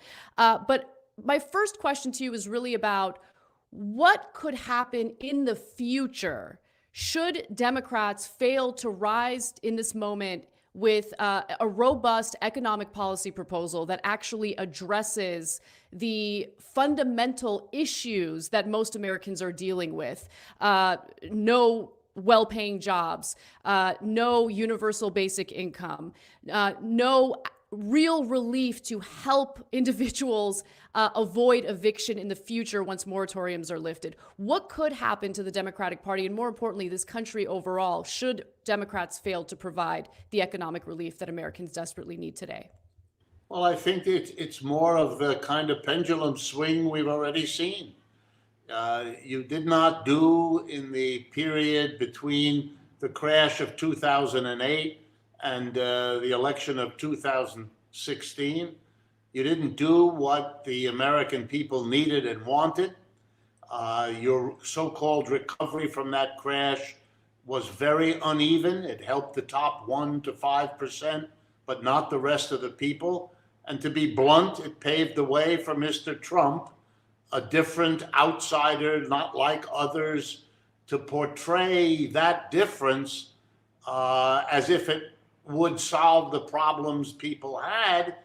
And because they were so disgusted with both the Republican and Democratic Party establishments, they voted for him. And here's my fear, to be really blunt in answering your question, that if we don't get a pretty good performance, not a good one, but a really good one, you're going to have the same situation for years, maybe even in 2 years from what you have now. Disappointment. There are big expectations. And if those are not met, the ability of a new Trump, maybe a little less vulgar, maybe a little less fake in so much of what he said compared to what he did, who will renew this kind of nationalist right-wing agenda that he tried. And so I think, unfortunately, there isn't much time and there isn't much leeway. You're going to have to do massive things, not held back by the conventions. Let me underscore this a different way. We're in the worst economic crash since the Great Depression. That has to be faced. And we're also at the same time in the worst public health failure of our society, also in a depression. It's crystal clear we'll be lucky to get out of this catastrophe with less damage done by the unspeakable catastrophe of the 1918 so-called Spanish flu. We've never had two of such crises at the same time. And if nothing else, that alone should argue that we have to go beyond what we did in the 1930s for the Great Depression, whereas what I see is an unwillingness even to go that far. Yeah, I mean, it strikes me as that on the one hand, Biden released his relief bill, at least goals, right? Depending on what happens in the Senate, it's not gonna look anywhere near what he said. But at least in theory, it does seem like a little bit different than what Obama did in 2009 in response to the 2008 crisis. That it does seem a little bit bolder in on that front. But on the other hand, the structural impediments of our political system are there, are such that it's going to be incredibly difficult for him to pass anything, even that kind of insufficient bill. How can we, on the one hand, fight to get immediate relief to people who are really struggling, but on the other hand, expand the horizons beyond what is the conventions that we know now? Here's what we need at this point. We need a clear definition of what can be done and should be done that is very bold. We need an organization to carry it forward. And by that, I mean the third thing, not just in the halls of Congress, but outside as well. The pretense of those inside that they are not subject to the pressure of what they see in the street and what they see on television is false, and it always has been. But I believe the left has been remiss in not being out there publicly demanding the things that representatives are fighting for inside, or at least some are. And I would like to see a strategy that is both inside the halls of legislation and so on, the executive, and also outside. So let me start, if I could, with what needs to be demanded. In the Great Depression, it is often forgotten back in the 30s, one of the most important policies, daring at the time, was the decision of the Franklin Roosevelt government, a Democratic government, to hire, and the estimates vary, 12 to 15 million unemployed people to become federal employees, working in Civilian Conservation Corps, the WPA, countless other projects. This put people to work who were unemployed. It gave them a decent income. It allowed them to keep their mortgages and pay their rents and feel good about themselves. Absolutely crucial. You know, it's an old story. Giving people a check is a very different act on many levels from giving them a job and job security and a decent income that isn't a handout, but is payment for work done like everybody else in the working class. And I'm amazed that nobody is even debating doing this. This is absolutely crucial. We have 22, 23 million people collecting unemployment compensation from state or federal governments right now. Those people should be given a job. The impact on our society of having the daycare centers, the Green New Deal, the proper testing for the disease, the helping of the elderly, the things we need to do as a society anyway, having them be done right now, the demonstration effect, the impact on the millions of families that such a daring program would achieve is unrivaled and is way better than anything I see coming at this point from the Biden administration. I think this is an opportunity terribly missed, and one that I would urge. Secondly, Professor Wolff, can you hold that thought? Because I actually have something to share with you and the audience in response to what you said, just to kind of juxtapose the New Deal's approach versus what we're getting from Joe Biden in his latest coronavirus relief proposal. In his proposal, he is offering to increase the number of federal jobs through his plan. But as you mentioned, under the New Deal, we're talking about 12 million federal jobs. Under the Biden plan, he's proposed about 100,000 federal jobs that would simply be tasked with the vaccine distribution. So I think that's an important, point to share with the audience and with you, which I'm sure you already knew, just to kind of juxtapose the differences between, Roosevelt and Biden. But please continue. Yes, and of course, on the other side of that coin, we're a much larger country by population. So if you adjust all the numbers, it should be greater even than what you had in the Great Depression. Again, because we also have this terrible disease running rampant in our society. Here's the second one. Every poll I've seen for years now indicates that the United States, the mass majority of our people, would like us to be a less unequal society than we now are. We have become more and more unequal. Back in the 1970s, we were in general less unequal than most of our European allies. Today, we are much more unequal than most of our European allies. That's been a horrible change, in my judgment, for the economy, for the politics, and for everything else in our society. And the mass of the American people are in agreement on this. Here is a moment to do that, to get rid of the negative economic effects of having so much wealth in the hands of so few and so much economic difficulty in terms of stimulating demand over the long run, in terms of giving the mass of people enough job and income security that colleges can once again become important. I don't know if you're familiar with it, but the number of people registering to go to school had, until 2010, been greater than the growth of population.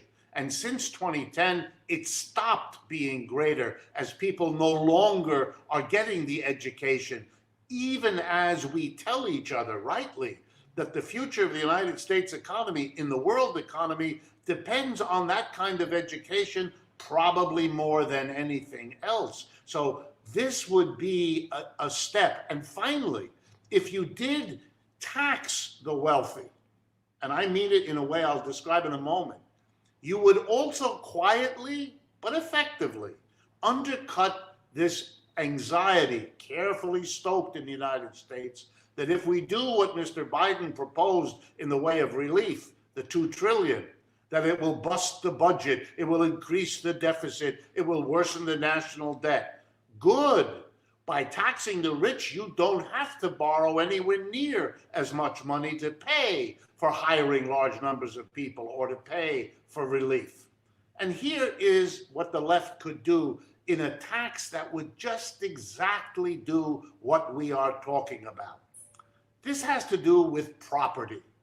Most taxes in our country are either taxes on income you earn or money you spend. You know, an income tax or a sales tax. But we do not tax property with one exception. The federal government does not tax the value of property.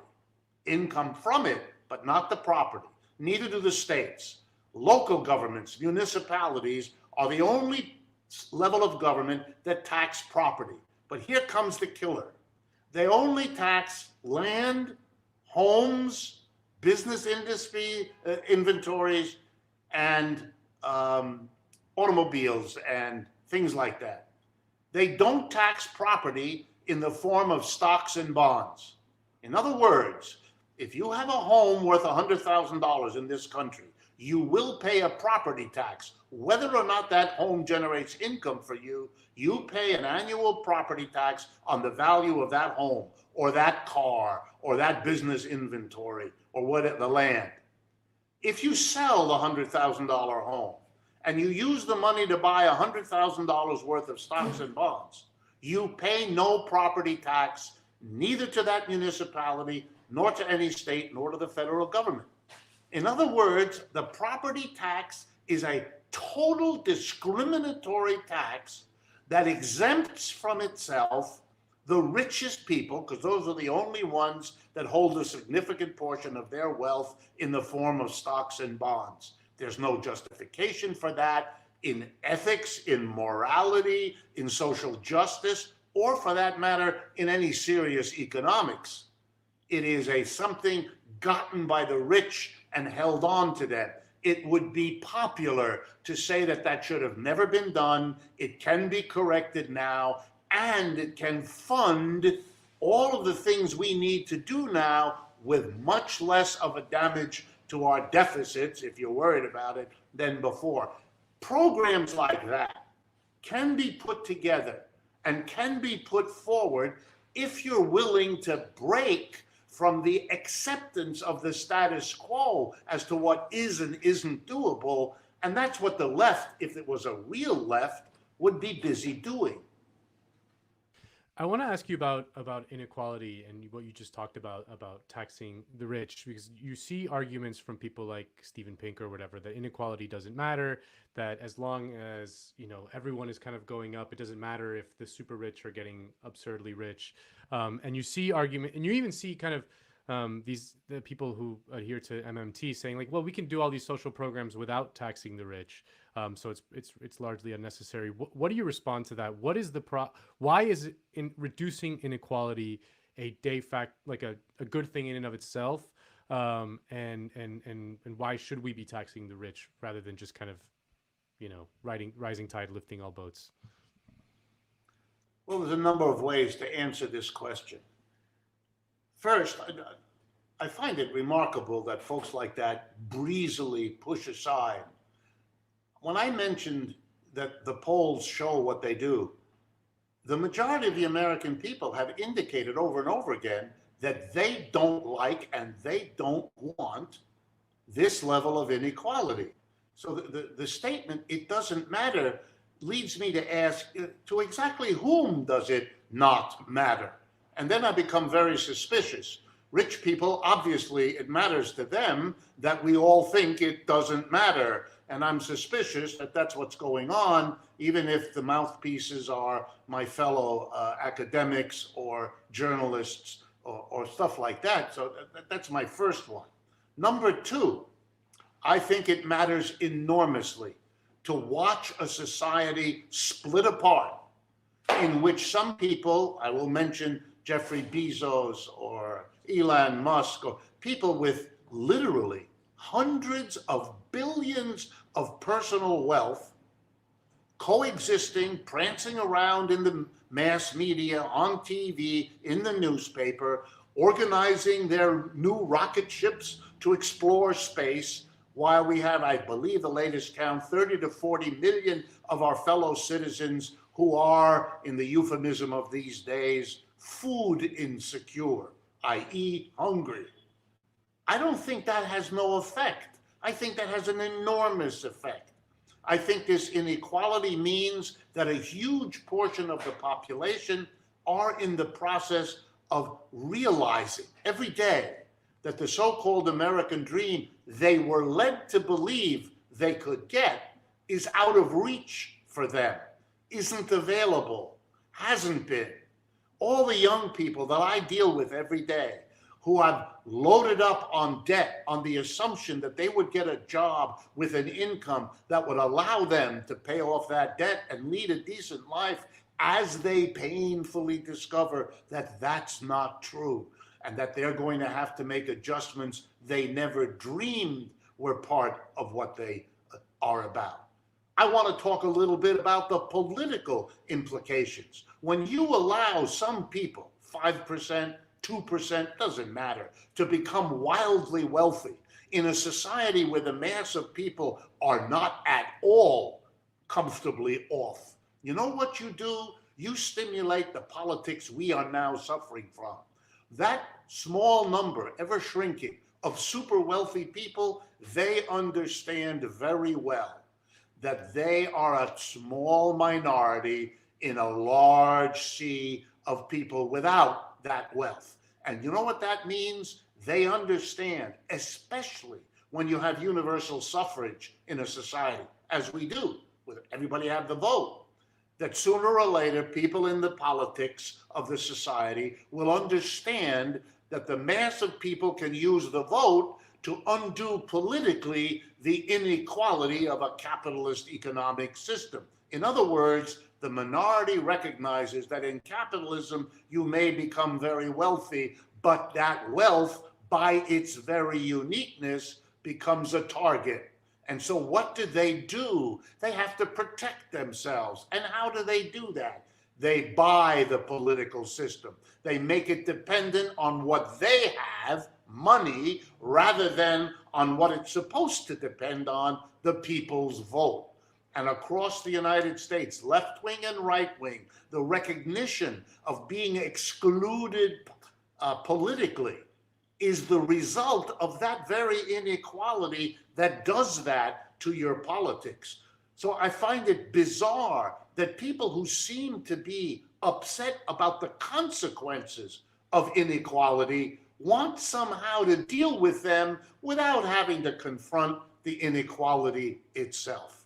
Finally, on the MMT, I think if you're closely watching that movement, it is about issues of funding national debts and funding national expenditure. But to extend it to the notion, well, we can do whatever we want, it doesn't matter, misses the complexity. Things that happen at the government level, the amount of money in circulation, the rate of interest, the level of debts or not debts, those things have many consequences in a society. And breezily imagining we are now not constrained, that's an illusion. And I don't think the best, Stephanie Kelton and the others who are working on that, they don't want to foster that. They want to make some points about conservative holding back, and they're right about that don't have to be operative. But then to go the whole hog the other way, no, that won't work. Inflations are real problems. They have beset economies in various ways, usually with great damages. You ought to be very careful about how those could be developed and be very skeptical on whether a government, even if it has the tools to stop an inflation, would have the political strength to apply those tools if and when an inflation raises its head.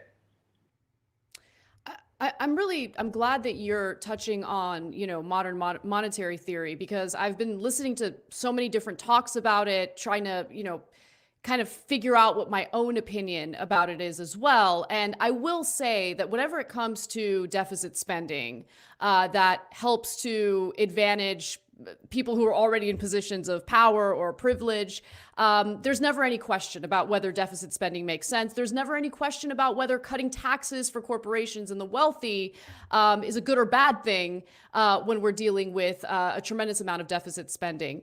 However, I do want to kind of discuss what's the right way to go forward in not catering too much to people who are overly concerned about deficit spending, while also ensuring that we have robust economic policies that address the fundamental instability that the vast majority of Americans are facing right now. You mentioned raising taxes in order to provide federal jobs. I think that's a incredibly smart strategy, but what more can we do in terms of our framing of messaging and how we make our arguments for what we need to get done? Well, let me give you a parallel that may answer your question. There was a time when economists were able to converse about the dangers of an inflation, for example, by pointing out that you can control an inflation by applying what is called wage and price controls. It's what Richard Nixon did in 1971. He imposed a wage price control freeze, I believe he called it, in order to deal with a scary rise of inflation at that time, having to do with the funding of the Vietnam War by massive borrowing, etc. The answer to that is not to quarrel with the mathematics of it. That's right. If you flood the economy with money and at the same time you impose a wage price freeze where you say to the community, if you raise a price, or a wage, we will arrest you and put you in jail. You will stop the inflation. That is correct. However, in a capitalist system of competition, which continues, what the competing enterprises can't do by raising prices or lowering them, they will find another way to do. You better be very careful. Have you got in place the measures of what else they will do? Do you have tools to control that? And then when you figure that out, you become suddenly aware that the only way to really make a wage price freeze work without all the other distortions that it can provoke is if the government comes in and regulates more and more, and then that itself becomes the problem. The same applies to MMT. You come in and you start printing all that money, telling yourself, well, it's our currency and we can pull it out of the economy. Yeah, sure you can, but will you? Well, who will you pull it from exactly? How will they react exactly when they think you might pull it or you do pull it? What avenues will they discover in the United States, out of the United States, legal, illegal? This is an open-ended dilemma that has always affected people who come up with a policy that, yes, it will work so long as you don't ask the awkward questions about how such a policy will ramify and what other problems it will bring up. Yeah. One of the things that was in Biden's proposal was an increase of the minimum wage to $15 at the federal level. And what that brought about was the usual suspects coming out and saying things like, oh, if you increase the minimum wage, you're going to reduce the amount of jobs available and blah, blah, blah. What's your response to people who are against increasing the minimum wage? Sure. This is very old. These ideas of minimum wage have been with us ever since it was first proposed back in the 1930s, when we had the first time, again under the New Deal, of a minimum wage passed at the federal level. Here's my response. It is grotesque. I can't be polite. I really can't be polite. It's hard. I'll be as polite as I know how. Don't be polite. Don't be polite. Be yourself. This is special pleading. This is the effort of people who don't want to see wages go up because it eats into their profits. There really isn't much more going on. And it isn't just the businesses that pay the minimum wage. It's all businesses, because many wages are pegged to the minimum wage. In other words, certain kinds of jobs advertise, we pay 20% above the minimum, or 30%, or workers choose jobs that they believe have such a rule governing them. So if you raise the minimum wage, yes, you put upward pressure on all wages. And capitalism is nothing if it isn't a system that opposes at every turn the raising of wages, and it always has. The only thing uglier than holding back the raising of wages until you're forced to by pressure from below is the activity engaged in by my academic colleagues, who respond to rising wages when they occur by shifting the argument, and suddenly it's capitalism that has delivered a rising wage. It becomes an argument in favor of capitalism only if you keep out of the story the fact that the wages rose despite capitalism, not because of it, against the opposition of capitalists, as you're seeing right now. They don't want the minimum wage to go up. Now with the argument itself. First, let's give it its due. It has its grain of salt, as arguments usually do. If a wage goes up by government action, will there be some employers who decide to fire workers rather than pay them the higher minimum wage? My answer is, my suspicion is, probably are some really low-paying work. Because let's be honest with each other, the current federal minimum wage is $7.25 an hour. If you are an employer in America paying less than that, we're talking about the bottom of the economic barrel. But are there a few who will fire their workers? Yes, there probably are. But any honest economist knows that while you look at that as a negative, you ask the question, what are the positives? Well, let's see.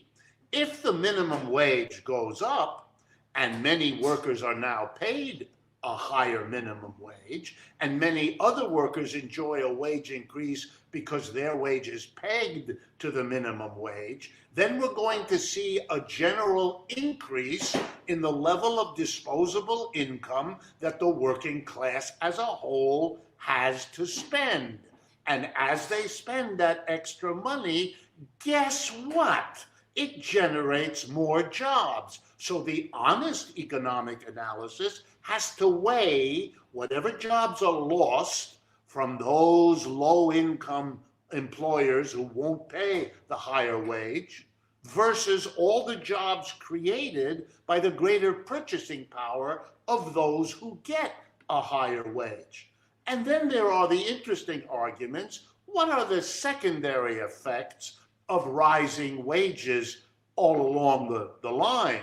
And the answer is not just that they buy more, creating jobs, but people will now be rich enough with a higher wage that they might think about going to college in a way they couldn't afford before, buying books that they couldn't afford before. In other words, you have the whole question of what it means to have a working class with a higher standard of living, which will do all kinds of things, changing the dietary habits, changing the health needs. And are those not important since they affect millions and millions of people? They shape the society.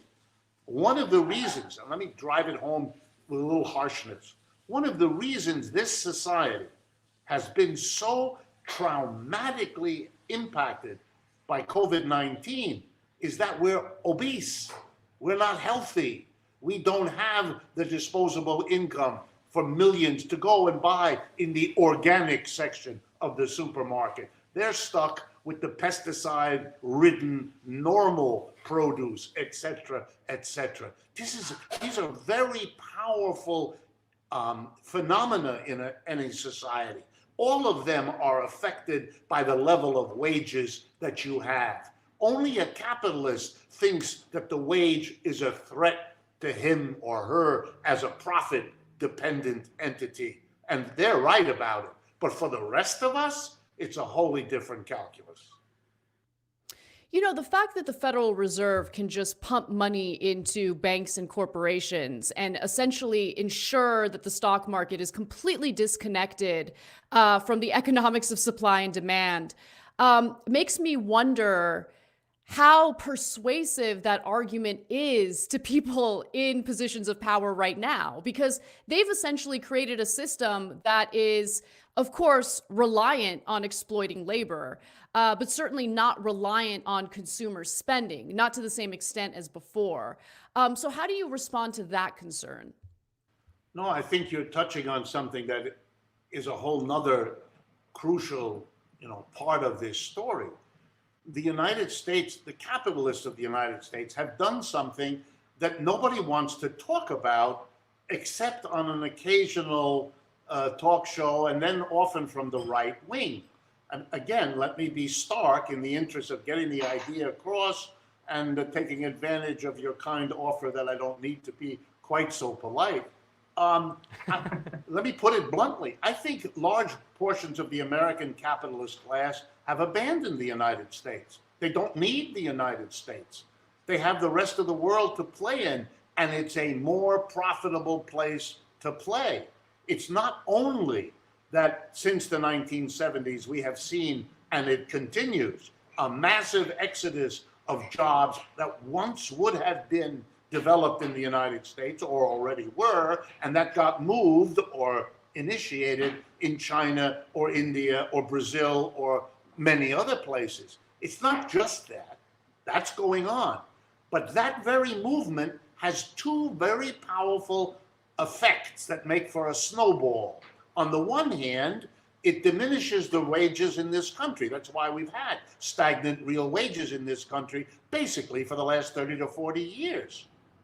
But it also means, as you move the jobs over there, that wages go up over there, that millions and millions of people are brought into a modern wage-earning economy, capitalist economy, and they therefore become consumers.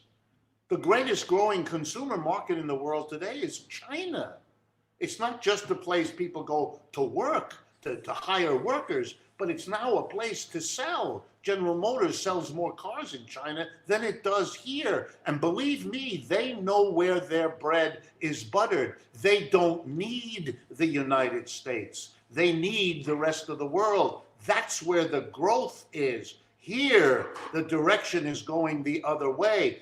And if you don't raise minimum wages, it will go the other way even more. And I think these are phenomena that are shaking this economy at its foundation. And you have to deal with that instead of pretending that somehow these things are manageable. They aren't. We are not in the position in the United States to manage the world economy. That was a terrible, short-lived situation after World War II.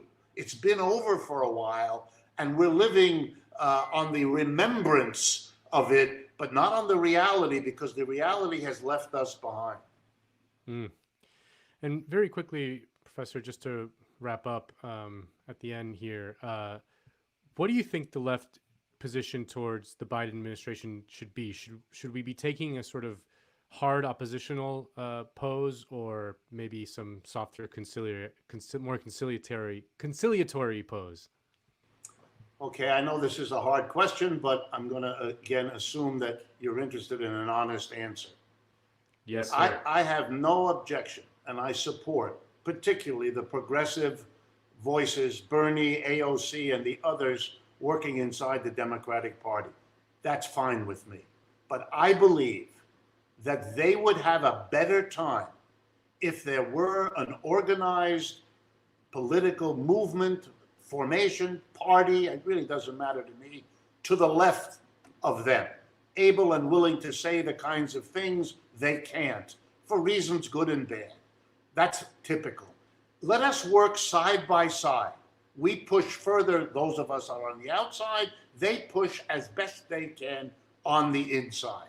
If we go on those two tracks, we will be able to reach a larger audience than either of us could by ourselves. And that goes back to what I said at the beginning. We have to organize the components of the left, bring them together to help each other and to deal with the reality that they are stronger together than they could be by themselves.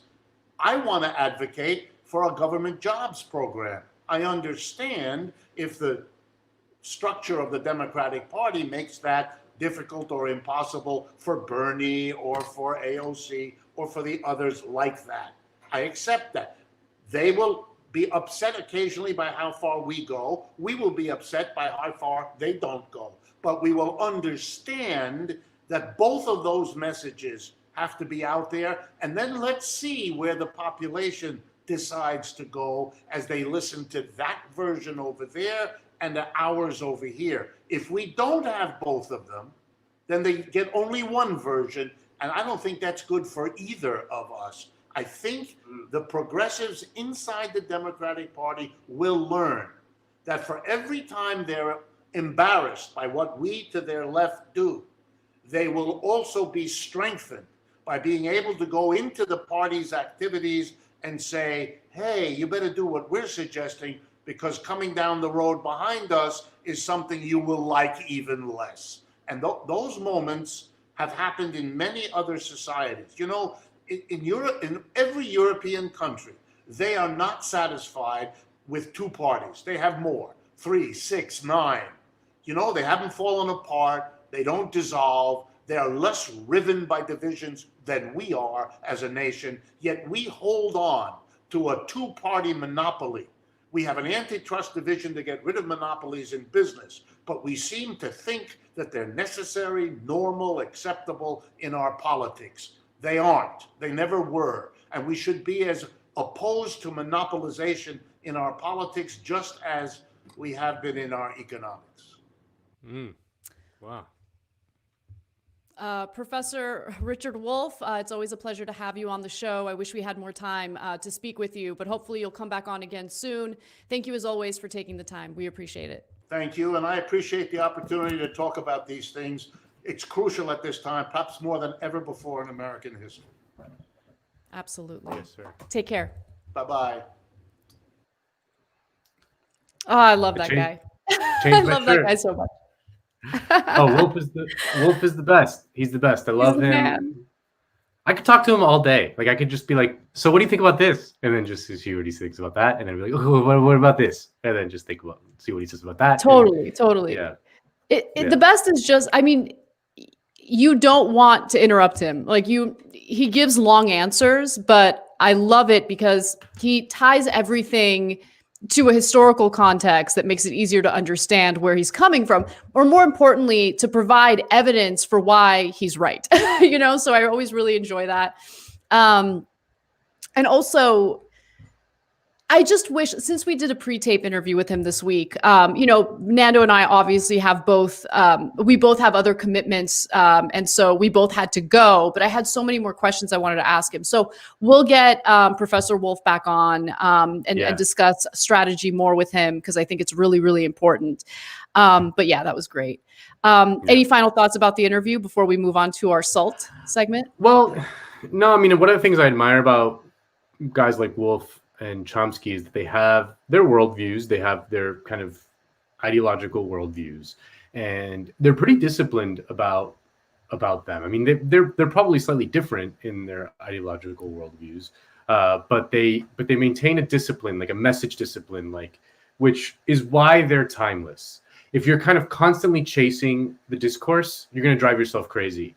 But if you can absorb the discourse and tie it to a coherent ideological worldview with historical perspective, then you will become timeless in your analysis, if that makes sense. And you'll become much more coherent in your analysis. So that's something that I try to do as much as I can. I fail, obviously, like everyone else, but that's what I try to do as much as I can. But guys like Wolff and Chomsky are people that I look up to in that sense, in that they are very disciplined about, and Bernie Sanders for that matter as well. I mean, he gets made fun of, like he just always ties it back to the millionaires and the billionaires. Okay, well that's discipline, and that's why these people's message endures over time, whereas kind of people who are just kind of like they'll be forgotten by history. Definitely. All right. So just another reminder for all of you that we will take a few super chat questions after our SALT segment. So if you're waiting to put your super chat question in there or your comment, don't wait. Do it now. And do it while we're doing this SALT segment, which I found enjoyable because the SALT segment is kind of about us. It's about Jacobin and people who don't understand satire, even though they claim they're experts in satire. So let me go ahead and present this to you guys. So Jacobin's latest issue is out. If you're not subscribed to the magazine, you should be subscribed to the magazine because it's fantastic. So if you look at the cover art that was done, and if you also understand the content of Jacobin, both in the magazine and on the channel, you know that this is not meant to be serious. No one, I don't think anyone at Jacobin sees Joe Biden as some sort of savior. And it's poking fun. My interpretation of it is it's poking fun at the way, honestly, liberals see Joe Biden. They see him as the savior. And you look at the image, I think it's just so well done. You look at the image and it touches on so many political issues that have unfortunately dominated our lives, especially over the last year. And so it's just, again, fantastic. I want to give credit to the artist, and I apologize if I'm butchering her name, Masha Krasnova Shabeva. And if Kale wants to jump in. Kale, the pronunciation Nazi, come in. You think I can do this? I have the worst pronunciations on the show. Okay, fair enough. But she I did a feel great less job. bad. She did do a great job. So I wanted to give her credit. Now, we understand. We all understand that this is meant to be satire. But one person who had a difficult time seeing it was Tim Pool. So let's hear what he had to say. Because Jacobin is like socialist. Like their DSA, there's like communism. They get their name from the French Revolution. And they've put a cover out. And it's Joe Biden as Jesus with the sun behind his head, literally imagery of Jesus. And there are people below him like looking up and cheering and worshiping him. And there's angels filming and interviewing him. What are these people thinking? But when you have a media ecosystem that is acting like Joe Biden is literally Jesus, then I don't see how we actually solve problems. My point, just to clarify my point, Joe Biden could do really horrible things and they don't care. But it's funny because they say the same thing about, Donald Trump. Yeah. This is people worshiping Jesus Biden who hasn't done anything. What did he do? He defeated the devil. Reed up against the wall. Yeah, he defeated the devil. There you go. The evil Trump. Yeah. First of all, Jacobin does not take its name from the French Revolution. It takes its name, at least as far as I understand, it's from the Black Jacobins from the Haitian Revolution, which some may say is an extension of the French Revolution, but that's a common misconception. And Bhaskar can correct me if I'm wrong, but I think I'm correct. I mean, a lot of the magazine is playing up, the French Revolution, but yes, the logo comes from the Black Jacobins. And that's shout out to Ramike, our lead designer. It's just kind of... We're riding with Biden on Jacobin. Everyone knows that we're riding with Biden. We're on the choo-choo, the no malarkey express. Let's go, baby. We love him. Just take a second. Like, that's the thing. I mean... Maybe it's difficult for me to see it because I work here and I know what the content is about. I know what the pieces criticize. But before you release a video with your strong statements, just maybe you don't have to read the articles. I know Tim Pool doesn't like to read, but he doesn't even have to read. Just go to the front page of Jacobin and read the headlines. You get a little taste of the framing, right? Just try to put in a little effort, a little bit of research before you take this cover and discuss it in earnest. It's just embarrassing. He's so embarrassing. One of Jacobin's most prolific writers, and I think just one of the best people. I read almost everything he writes is Branko Marcetic, and he way before it was clear that Biden was going to even win the Democratic primary, which I think no one really. There was a time when it was conventional wisdom that he was not going to win it. Maybe it wasn't going to be Bernie, but it wasn't going to be Biden either because he was really struggling. Branko put out a book called Yesterday's Man about Joe Biden. He wrote a whole friggin' book about Joe Biden and how bad he has always been and how he's always been one of the worst Democrats, which is saying something. Just a book, but it's probably the best researched book on Joe Biden. Half that book is footnotes because it's Branko spent months and months and months, digging through this guy's legacy. It's an incredible book that people should read, especially now that he's president. He owned us all. He owned everyone, Branko. He owned us all. He saw it coming. He wrote a whole friggin' book because he knew that it was going to be important to look at Biden. It's funny critically.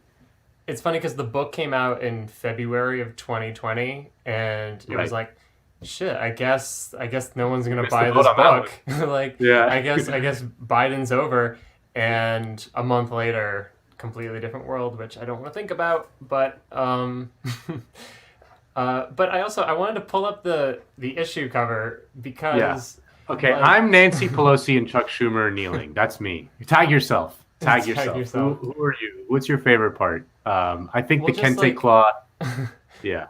I like the Fauci part. Just because, look, funny. I don't mean to demonize Fauci in any way, and I don't think that anything happened through malice or ill intent, but like for a guy that everyone keeps pointing to like, you know, really emphasize and drive home the point that we need to listen to the science, follow the science. The messaging from Fauci in the beginning of the pandemic was at best unclear, at worst misleading, right? Like he was one of the people who was discouraging people from wearing masks.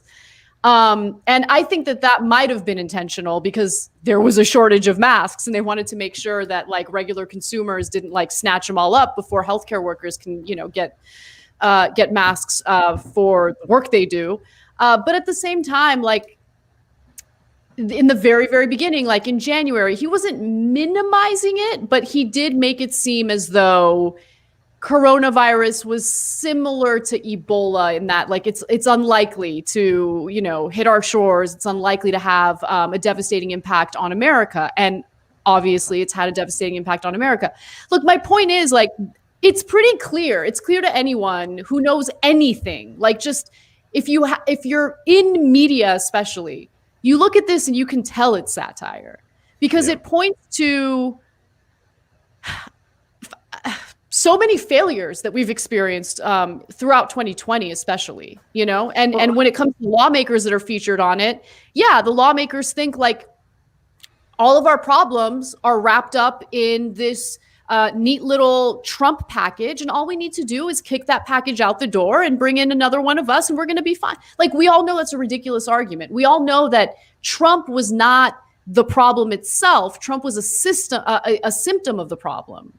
And I'm making serious comments about a story involving Tim Pool being that's like, the thing. Like so Anthony Fauci, I'm sure, is like just a fine civil servant, whatever. He's, you know, but the sort of left critique of that is that the liberals kind of turn him into this like a savior celebrity guy who like, I just want Anthony Fauci to tie me up in rope and hang me upside down and pound away at me, you know. And it's like, what? He's just like a, you know, he's just like a doctor guy. I don't know, like he's just some guy. He's just some civil servant who should be doing his job, and we should be kind of, I don't know, like it's just like the need for a certain kind of liberal to ascribe certain celebrity characteristics to our political leaders is just something that's just very strange and very bizarre, especially because they haven't. They haven't done anything to earn it. Well, he became a part of like this reality show narrative that politics has turned into, right? Trump is the evildoer, and oh, it looks like he's directing his ire toward this important, you know, public servant, Anthony Fauci, who's trying to keep us safe. And so it turned into actually a lot of what we're seeing in politics, right? And a lot of what we're seeing in, you know, independent media these days as well. And I guess corporate media, just like this effort to turn politics into either a blood sport or into some sort of entertaining reality show. But at the heart of it are people who desperately need real solutions because they're suffering, right? So, it's just Anthony Fauci he's doing a fine job, but to put him on a pedestal or put anyone in government on a pedestal as like the one person who's going to like save us and get us out of this disastrous situation we're experiencing with the pandemic is ridiculous. And that's what the commentary in response to Fauci has been like since the beginning of the pandemic. Right. Well, and the other thing is that everything on the cover is like, it's showing off how, you know, it's some critique of them, right? Where it's like Cuomo putting COVID vials in the trash. In the trash. Or like, or like these like white libs, perfect, white fragility. That's like a Where's Waldo. Yeah, you should have put girl boss put on the Waldo left. in there somewhere. Yeah, yeah. It's the PMC reading White Fragility, while singing Kumbaya, presumably, or something like that's like a. Is that what that is? Yeah. What else we got there? What else do we got? Yeah, of Schumer and Pelosi taking a knee, the baby blue drones overhead, the tweets, the Twitter, folks, the tweets. Twitter birds, yeah. So, I mean, this is shameless. It reminds me of Inauguration Day, to be honest. Inauguration Day was I had CNN on in the background all day, like as I was working, just to see if like something worthwhile was going to come up that maybe we'd want to cover on TYT. And it was embarrassing.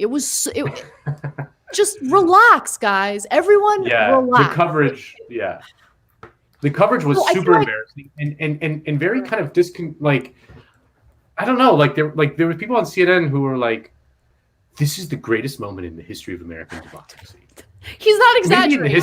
Maybe in the history of mankind, this is the greatest moment in the history of mankind. And I'm like, this is a pretty grim spectacle on a lot of levels. I mean, there's just no crowd there. They're surrounded by 20,000 National Guard troops, hundreds of whom have just tested positive for COVID as a result. And you know, like in the backdrop of like hundreds of thousands of Americans dying, this is not. This is like a very grim spectacle with like a very saccharine kind of layer on top of it, you know, just like this, and to see all these media people react in such a hyperbolic way, it just like was totally, it was like an out of body, I don't know, like it was just very mentally difficult for me. And it's especially interesting coming from corporate media types, you know, like hosts on CNN who have incredibly, you know, lucrative jobs, have some of them make millions a year in their contracts. Like for them to have that hyperbolic reaction as if the Trump presidency impacted them in the way that it impacted like an average American is what really stands out to me, right? So, and by the way, again, Trump made them uncomfortable, I think. Like Trump, you know, made them fearful of Go ahead. No, he did like offend something in them, but he was also like the greatest thing that's ever happened to them. You know, like CNN has made more money in the Trump era than they ever have in the history of their company.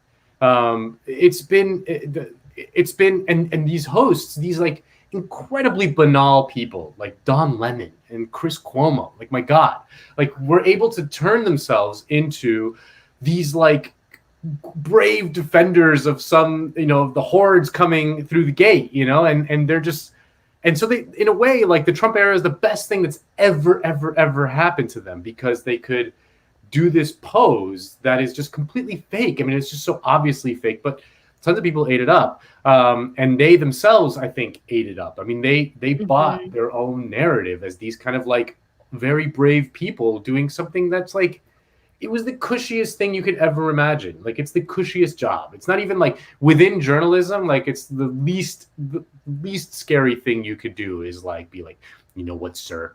You know, Daniel Dale going, it was just a tsunami of lies, like thousands of lies. I counted 47 lies per second. It just drives me crazy because it's like the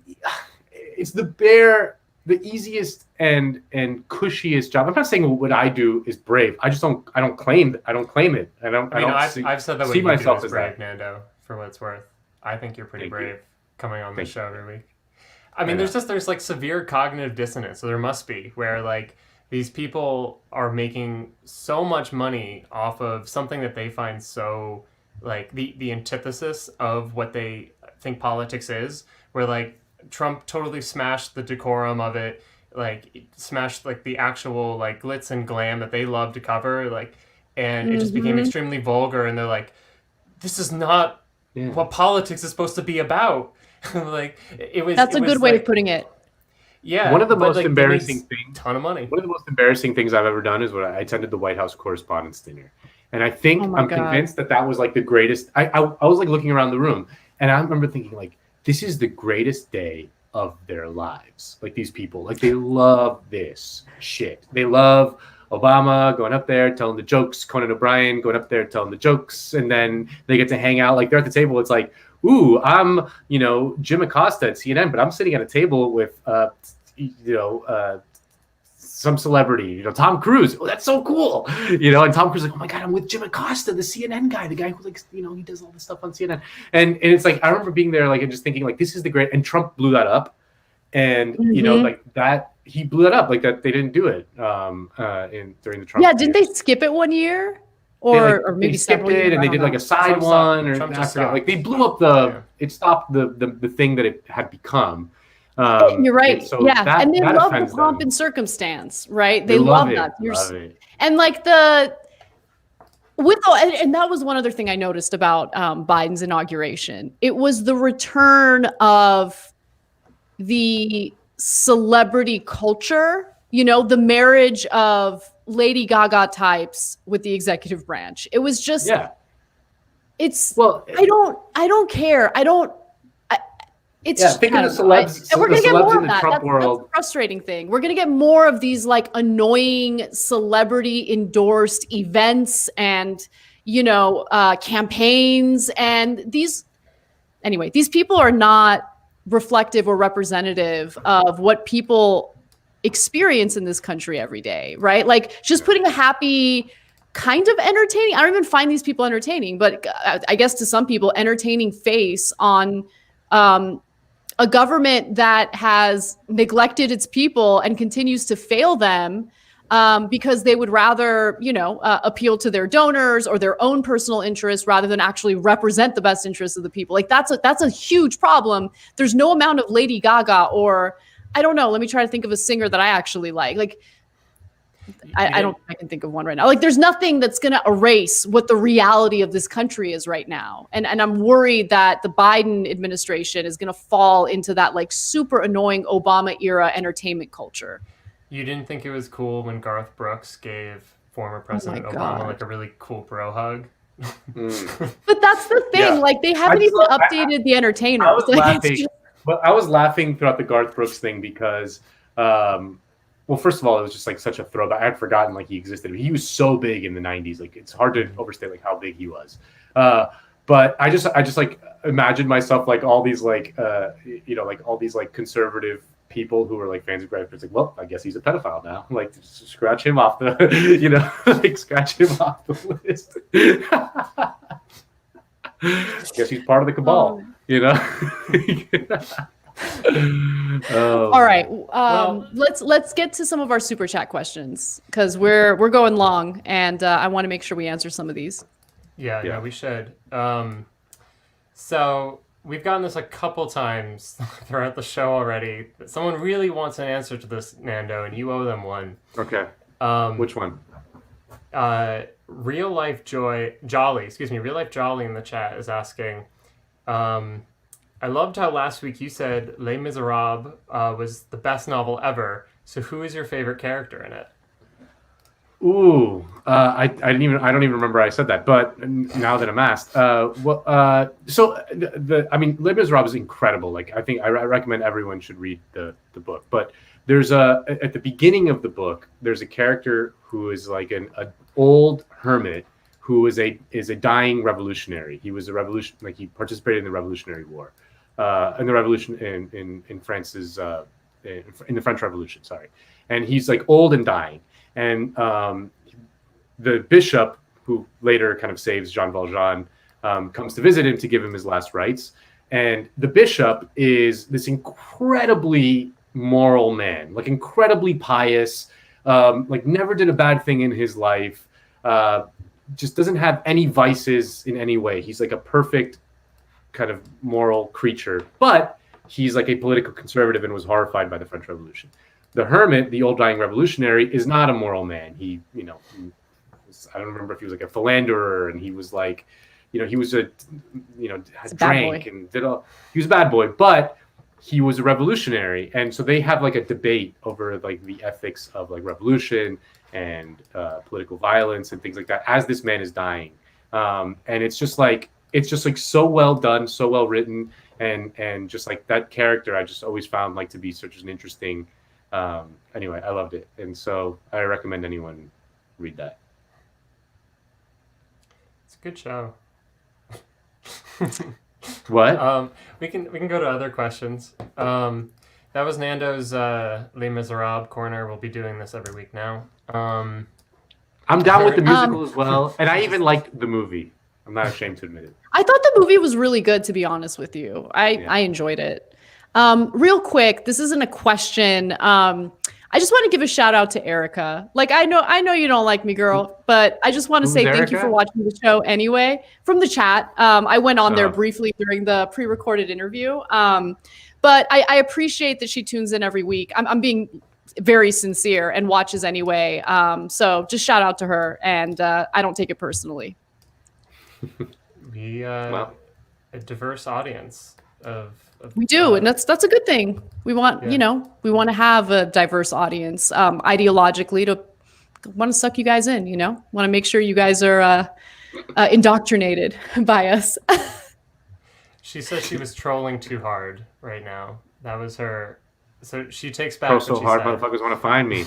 I'm not. Don't worry, I'm not offended. I'm really not. Like I personally have a hard time watching content when I don't like the hosts and I find them grating. So I don't know if she finds me grating, doesn't matter. But like I like that people tune in despite that. I always appreciate seeing her in the comment section every week. Mm-hmm. So here's a question. I think it flows nicely out of the interview that we had with Wolff, which again, always appreciate Richard Wolff joining us, and hopefully we'll have him again in the future. Maureen B was asking, interested to know how all three of you feel about the third party concept. It's a little bit of an open-ended question, but and we've answered variants of this in the past, but now in the Biden era, how are we feeling about third parties? I mean, I've said this before in the past. I recommend everyone look up Jacobin, Seth Ackerman, Blueprint for a New Party. It has to me the definitive position on this kind of eternal question, which is that third parties, unless there is like some sort of very seismic political collapse, like a third party in the United States system for various reasons that have been discussed a million times, like have very little chance of ever gaining mass appeal. There's been like little inklings of it in the past. There's been kind of here and there, like the Populist Party and all that stuff, but they end up really getting absorbed by one of the two major parties. They end up like having influence on one of the two major parties, but they don't become the party in and of itself. It just hasn't happened in like 150 years. So we have to look at that. And then what he suggests is you have to, on the one hand, run on Democratic Party lines to use just to get in like on the actual kind of ballot in a way that can ensure mass voting. But you have to also at the same time build up independent institutions that pose in opposition to that party. So broadly speaking, if someone like this sounds too theoretical, it's what Bernie has done his entire career. That's Bernie's. Mm-hmm. That's what Bernie has done. He called himself an independent. He did not call himself a Democrat, but he caucused with the Democrats. And then when he ran for president, he ran on the Democratic Party line. And he had built up the credibility because of his constant opposition to the Democratic Party. Like no one could accuse him of being some like neoliberal sellout or whatever. But he ran for president on the Democratic Party line and then was able to gain a mass constituency as a result. Had he run as a third party, he would have been another Ralph Nader, who people forget. Ralph Nader was an unbelievably popular political figure in the 1970s. I mean, people forget people weren't born. Most of the people watching this show, I'm guessing. But Ralph Nader was a legitimate political force in the 1970s, very popular and very powerful. By the time he ran for president in 2000 on the Green Party ticket, negligible support. I think that's the real answer, is that you have to define clear opposition to the Democratic Party, but in the sort of electoral field, I guess, you run on the Democratic Party line. Yeah, I think that's a good answer, and I largely agree with you. In fact, we interviewed Ackerman on that piece, so definitely read his piece because it was very well done and detailed, and then watch our talk with him to give you more, to elaborate more on what he wrote about. Right. I would just add, and hopefully I'll be brief, that it's a structural obstacle that we're coming up against, not like, because what history has shown us is that largely the left does in fact do better when it has its own party, when it has a Labor Party or a Socialist Party, and I would in fact want our own party. But the real kind of question is the transition to getting there. What do you have to do to get to that point? And the American electoral system poses very specific challenges that, again, people like Ackerman or others like Guastella and Abbott and a number of other people in kind of the Jacobin orbit have really been trying to figure out, what are our more immediate means of actually building some kind of working class party.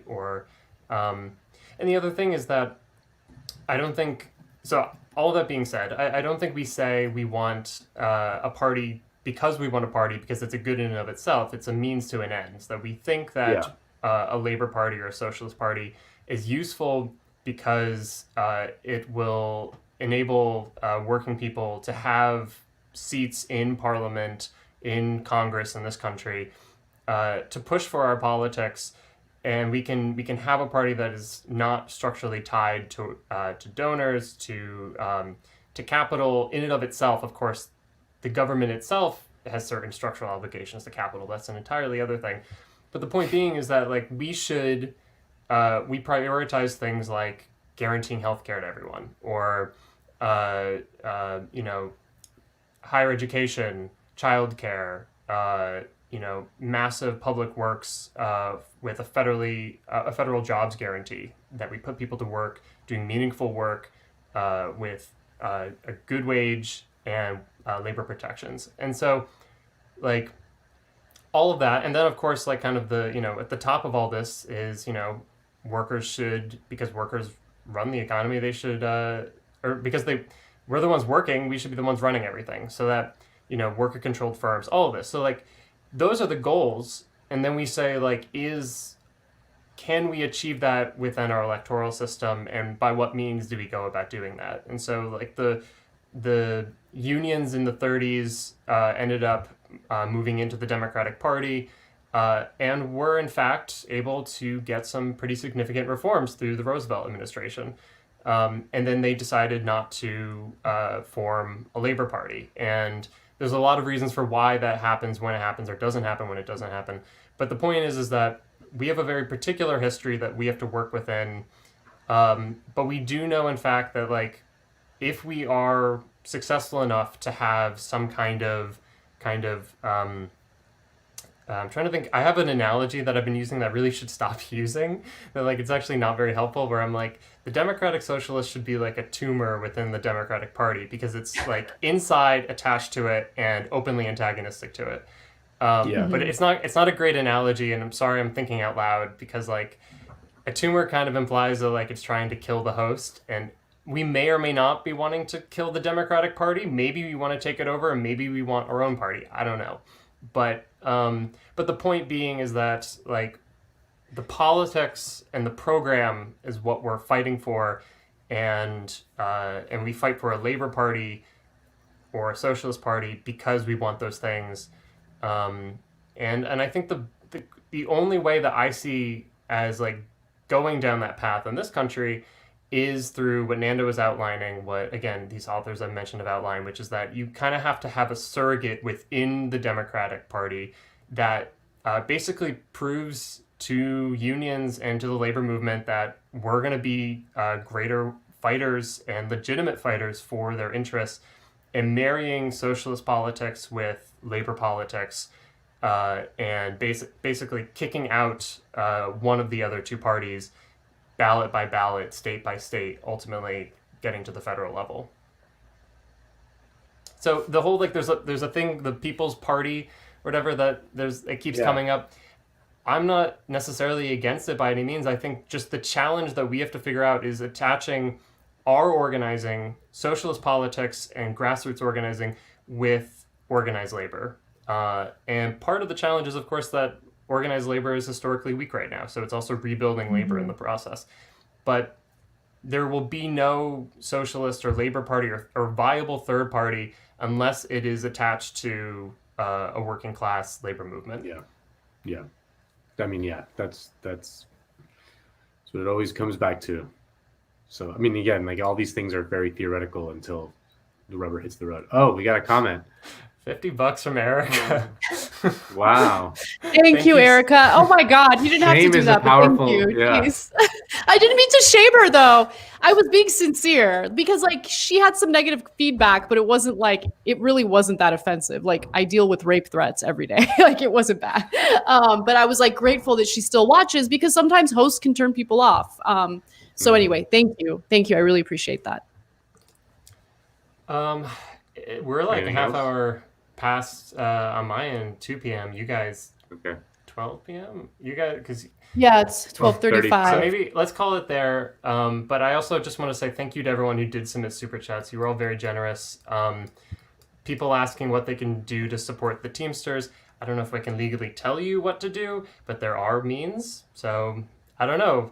Maybe if that's something you're interested in, hit up the hit up the DSA. I mean, obviously people were reaching out to the DSA to see like what they could do to support the striking workers at Hunts Point. So yeah, look, organizations like the DSA are important because it's a way to help efforts to organize, right? So I would say look for, can we promote that? I don't even know what we're allowed to promote and not promote, but look at the anyway. DSA's Twitter feed. Good point. Good point. Perfect. Read some of the tweets, some of the fire tweets on the DSA Twitter feed. Yeah. All right. Well, thank you guys, and thanks audience. We love you. You're very special.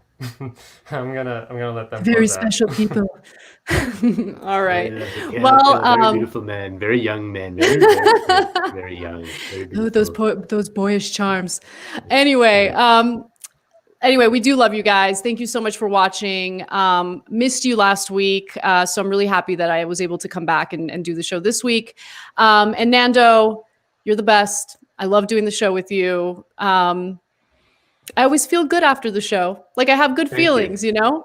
I feel proud of what we're doing here. And thank you to everyone who's supporting what we're trying to do. And we're going to continue fighting as hard as we can, to uplift voices for people who are out there doing the work because the work is important. So love you guys. Have a fantastic weekend. Have an awesome week. And we'll see you next Saturday.